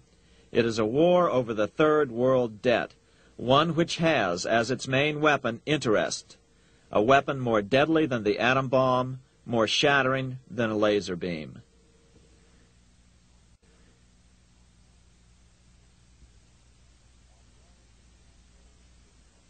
Although it would be absurd to ignore the pivotal role played by influential families such as the Rothschilds, the Warburgs, the Schiffs, the Morgans, and the Rockefellers in any review of the history of central banking and fractional banking, keep in mind, by now, central banks and the large commercial banks are up to 3 centuries old and deeply entrenched in the economic life of many nations. These banks are no longer dependent on clever individuals such as a Nathan Rothschild. Years ago, the question of ownership was important, but no longer. For example, both the Bank of England and the Bank of France were nationalized after World War II, and nothing changed, nothing at all. They endure and continue to grow, now protected by numerous laws, paid politicians, and mortgaged media, untouched by the changing of generations. 3 centuries have given them an aura of respectability. The old school tie is now worn by the 6th generation son, who's been raised in a system that he may never question as he is named to serve on the governing boards of countless philanthropic organizations. To focus attention today on individuals or families, or to attempt to sort out the current holders of power, serves little useful purpose and would be a distraction from the cure. The problem is far bigger than that. It is the corrupt banking system that was and is being used to consolidate vast wealth into fewer and fewer hands that is our current economic problem. Change the names of the main players now, and the problem will neither go away nor even miss a beat. Likewise, among the hordes of bureaucrats working in the World Bank, central banks, and international banks, only a tiny fraction have any idea of what's really going on.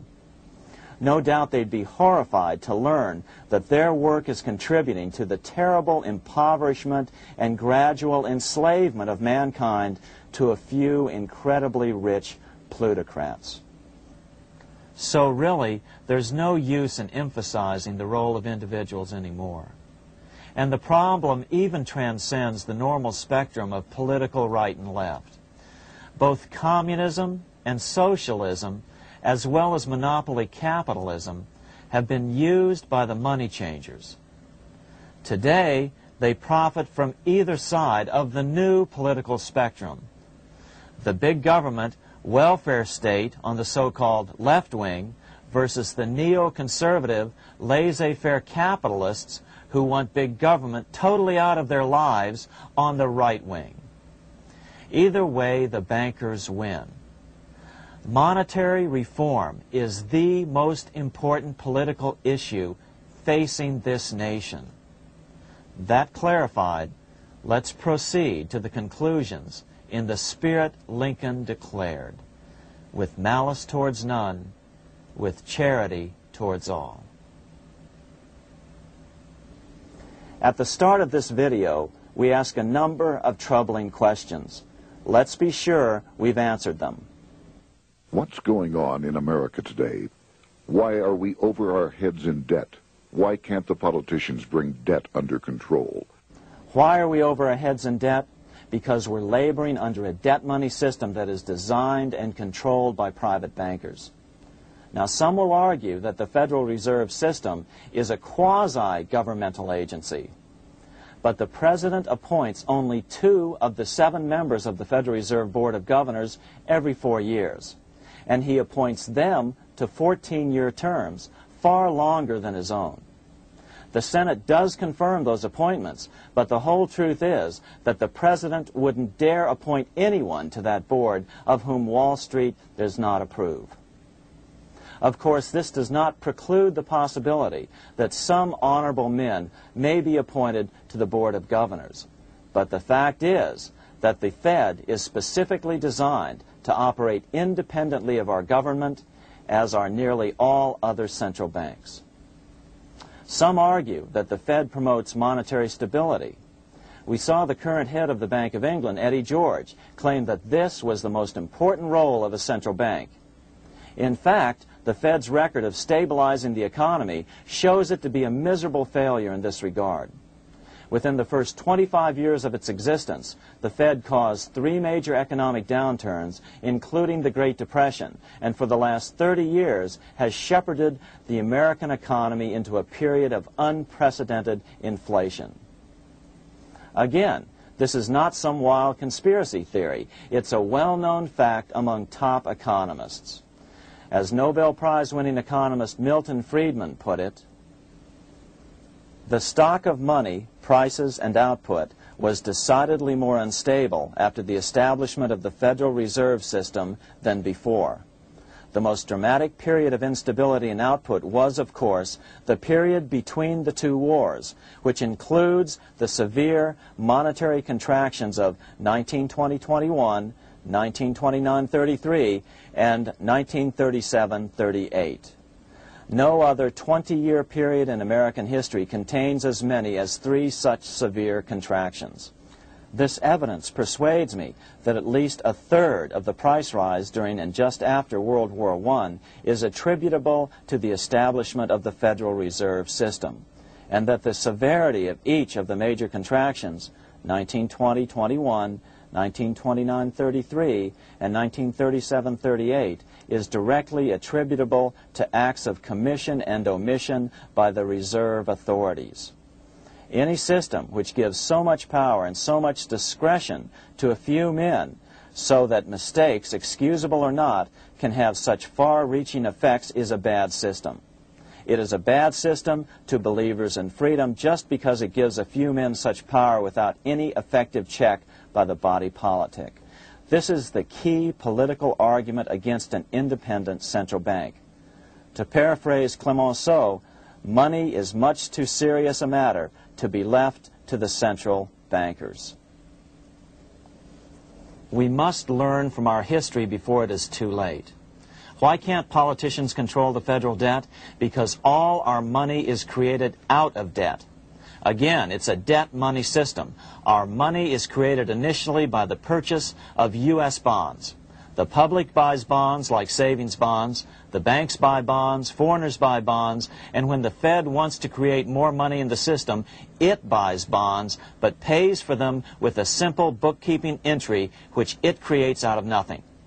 Then this new money created by the Fed is multiplied by a factor of 10 by the banks thanks to the fractional reserve principle. So although the banks don't create currency, they do create checkbook money or deposits by making new loans.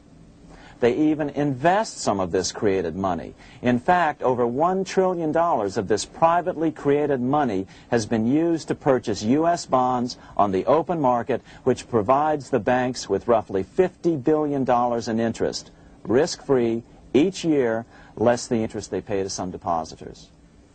In this way, through fractional reserve lending, banks create over 90% of the money and therefore cause over 90% of our inflation. What can we do about all this? Fortunately, there's a way to fix the problem fairly easily, speedily, and without any serious financial problems. We can get our country totally out of debt in 1 to 2 years by simply paying off these U.S. bonds with debt-free U.S. notes, just like Lincoln issued. Of course, that by itself would create tremendous inflation, since our currency is presently multiplied by the fractional reserve banking system. But here's the ingenious solution, advanced in part by Milton Friedman, to keep the money supply stable and avoid inflation and deflation while the debt is retired. As the Treasury buys up its bonds on the open market with U.S. notes, the reserve requirements of your hometown local bank will be proportionally raised, so the amount of money in circulation remains constant. As those holding bonds are paid off in U.S. notes, they will deposit this money, thus making available the currency then needed by the banks to increase their reserves. Once all the U.S. bonds are replaced with U.S. notes, banks will be at 100% reserve banking instead of the fractional reserve system currently in use. From this point on, the former Fed buildings will only be needed as a central clearinghouse for checks and as vaults for U.S. notes. The Federal Reserve Act will no longer be necessary and could be repealed. Monetary power can be transferred back to the Treasury Department. There would be no further creation or contraction of money by banks. By doing it this way, our national debt can be paid off in a single year or so, and the Fed and fractional reserve banking abolished, without national bankruptcy, financial collapse, inflation or deflation, or any significant change in the way the average American goes about his business. To the average person, the primary difference would be that for the first time since the Federal Reserve Act was passed in 1913, taxes would begin to go down. Now there's a real national blessing for you, rather than for Hamilton's banker friends. Now let's take a look at these proposals in more detail. Here are the main provisions of a Monetary Reform Act which needs to be passed by Congress. We've drafted a proposed Monetary Reform Act which follows at the end of this tape. Of course, variations with the same results would be equally welcome. 1. Pay off the debt with debt-free U.S. notes. As Thomas Edison put it, if the U.S. can issue a dollar bond, it can issue a dollar bill. They both rest purely on the faith and credit of the United States government. This amounts to a simple substitution of one type of government obligation for another. One bears interest, the other doesn't. Federal Reserve notes could be used for this as well, but could not be printed after the Fed's abolished as we propose, so we suggest using U.S. notes instead. 2. Abolish fractional reserve banking. As the debt is paid off, the reserve requirements of all banks and financial institutions would be raised proportionally at the same time to absorb the new U.S. notes, which would be deposited and become the bank's increased reserves. Towards the end of the first year of the transition period, the remaining liabilities of financial institutions would be assumed or acquired by the U.S. government in a one-time operation. In other words, they too would eventually be paid off with debt-free U.S. notes in order to keep the total money supply stable. At the end of the first year or so, all of the national debt would be paid, and we could start enjoying the benefits of full reserve banking. The Fed would be obsolete, an anachronism. 3. Repeal the Federal Reserve Act of 1913 and the National Banking Act of 1864. These acts delegate the money power to a private banking monopoly. They must be repealed, and the money power handed back to the Department of Treasury, where they were initially under President Abraham Lincoln. No banker or person in any way affiliated with financial institutions should be allowed to regulate banking. After the first two reforms, these acts would serve no useful purpose anyway, since they relate to a fractional reserve banking system. 4. Withdraw the U.S. from the IMF, the BIS, and the World Bank. These institutions, like the Federal Reserve, are designed to further centralize the power of the international bankers over the world's economy, and the U.S. must withdraw from them. Their harmless functions, such as currency exchange, can be accomplished either nationally or in new organizations limited to those functions. Such a monetary reform act would guarantee that the amount of money in circulation would stay very stable, causing neither inflation nor deflation. Remember, for the last 3 decades, the Fed has doubled the American money supply every 10 years. That fact and fractional reserve banking are the real causes of inflation and the reduction in our buying power, a hidden tax. These and other taxes are the real reasons both parents now have to work just to get by. The money supply should increase slowly to keep prices stable, roughly in proportion to population growth, about 3% per year, not at the whim of a group of bankers meeting in secret. In fact, all future decisions on how much money will be in the American economy must be made based on statistics of population growth and the price level index. The new monetary regulators and the Treasury Department, perhaps called the Monetary Committee, would have absolutely no discretion in this matter except in time of declared war. This would ensure a steady, stable money growth of roughly 3% per year, resulting in stable prices and no sharp changes in the money supply. To make certain the process is completely open and honest, all deliberations would be public, not secret, as meetings of the Fed's Board of Governors are today. How do we know this will work? Because these steps remove the 2 major causes of economic instability, the Fed and fractional reserve banking, and the newest one as well, the BIS, Bank of International Settlements. But most importantly, the danger of a severe depression would be eliminated. Let's listen to Milton Friedman on the single cause of severe economic depressions. I know of no severe depression in any country or any time that was not accompanied by a sharp decline in the stock of money, and equally of no sharp decline in the stock of money that was not accompanied by a severe depression. Issuing our own currency is not a radical solution. It's been advocated by Presidents Jefferson, Madison, Jackson, Van Buren, and Lincoln. but it's been used at different times throughout Europe as well. Perhaps the best example is one of the small islands off the coast of France in the English Channel.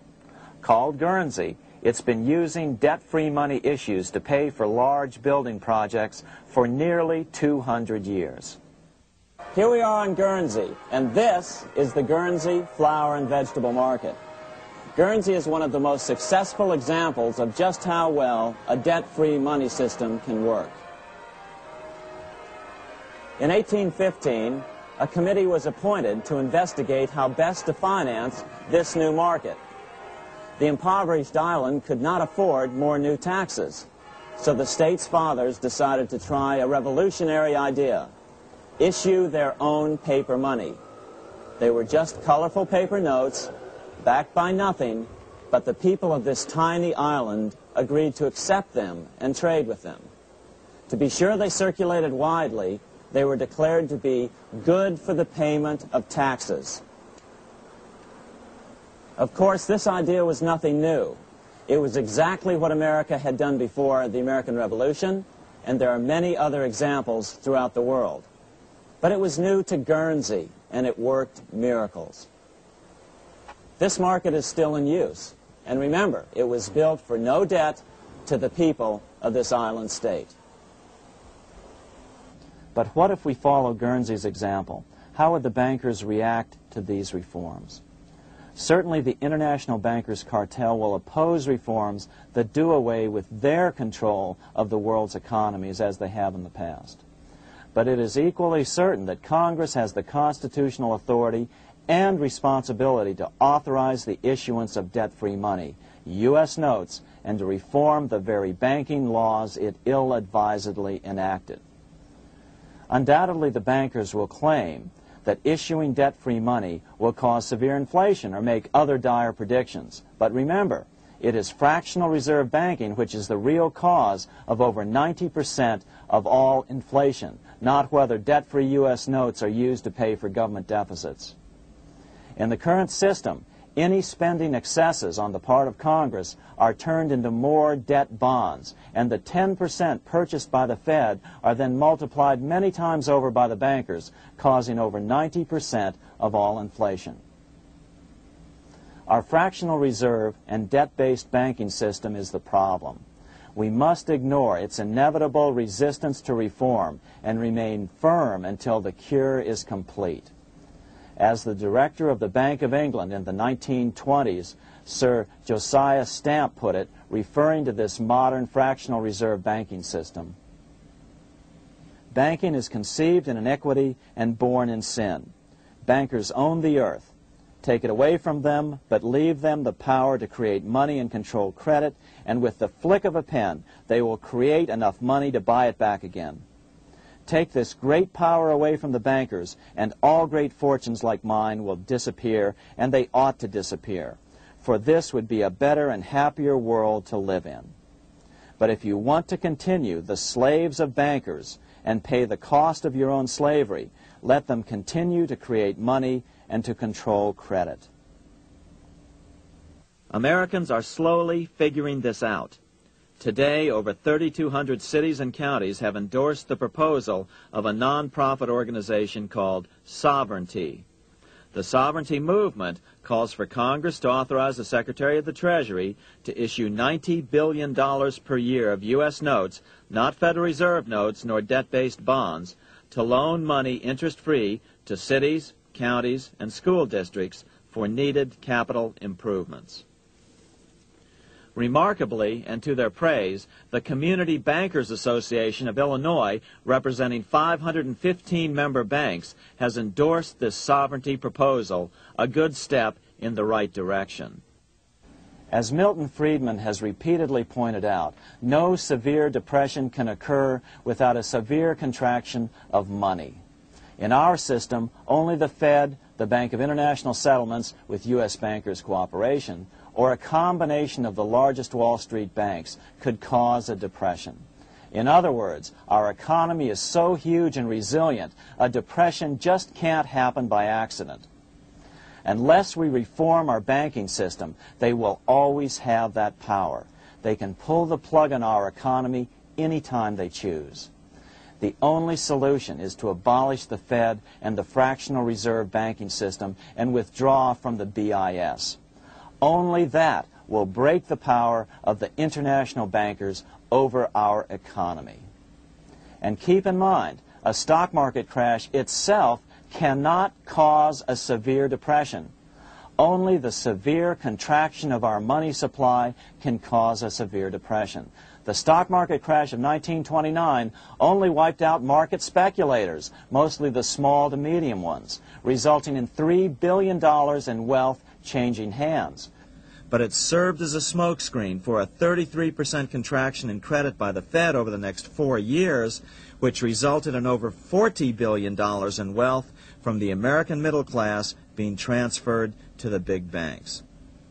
Then, despite impotent howls of protest from a divided Congress, the independent Fed kept the money supply contracted for a full decade. Only World War II ended the terrible suffering the Fed inflicted on the American people. In a depression, the remaining wealth of the debt-burdened American middle class will be wiped out by unemployment, declining wages, and the resulting foreclosures. If we start to act to reform our monetary system, the money changers may do what they did in 1929 and then the 1930s, crash the stock market and use that as a smokescreen while contracting the money supply. But if we're determined to fight to regain control over our money, we can come out of it fairly quickly, perhaps in only a very few months, as U.S. notes begin to circulate and replace the money withdrawn by the bankers. The longer we wait, the greater the danger we'll permanently lose control of our nation. But some still wonder why the international bankers would want to cause a depression. Wouldn't that be killing the goose that is currently laying all those golden interest eggs?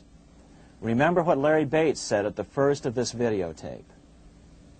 You see, in periods of economic upheaval, in economic crisis, wealth is not destroyed. It is merely transferred. Do we have any hints as to what the money changers have in store for us?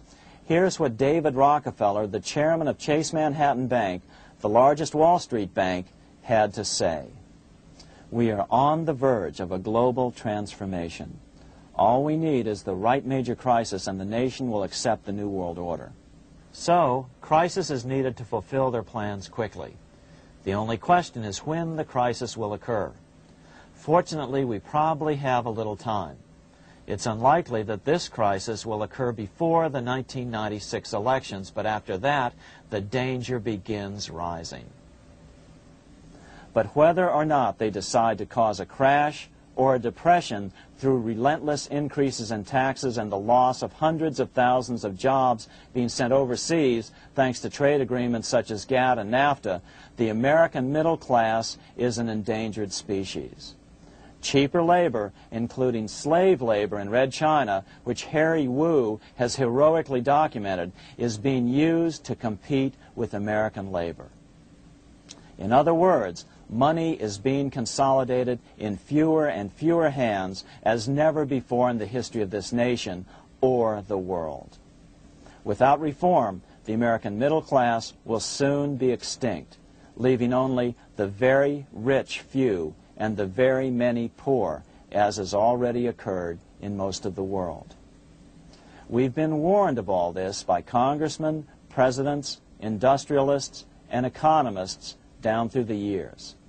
Religious leaders, too, have seen the danger.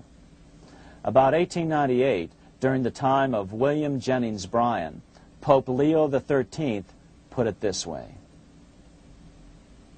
On the one side, there is the party which holds the power because it holds the wealth, which has in its grasp all labor and all trade, which manipulates for its own benefit and its own purposes all the sources of supply, and which is powerfully represented in the councils of state itself. On the other side, there is the needy and powerless multitude, sore and suffering. Rapacious usury, which, although more than once condemned by the Church, is nevertheless under a different form, but with the same guilt, still practiced by avaricious and grasping men, so that a small number of very rich men have been able to lay upon the masses of the poor a yoke little better than slavery itself. More recently, during America's Great Depression, Pope Pius XI spoke of the same problem. In our days, not alone is wealth accumulated, but immense power and despotic economic domination is concentrated in the hands of a few. This power becomes particularly irresistible when exercised by those who, because they hold and control money, are able also to govern credit and determine its allotment. For this reason, supplying, so to speak, the lifeblood to the entire economic body, and grasping, as it were, in their hands the very soul of the economy, so that no one dare breathe against their will. Educate your friends. Our country needs a solid group who really understand how our money is manipulated and what the solutions really are. Because if a depression comes, there will be those who call themselves conservatives who will come forward advancing solutions framed by the international bankers. Beware of calls to return to a gold standard. Why? Simple. Because never before has so much gold been so concentrated outside of American hands. And never before has so much gold been in the hands of international governmental bodies such as the World Bank and International Monetary Fund. A gold-backed currency usually brings despair to a nation, and to return to it would certainly be a false solution in our case. Remember, we had a gold-backed currency in 1929 and during the first 4 years of the Great Depression. Likewise, beware of any plans advanced for a regional or world currency. This is the international bankers' Trojan horse.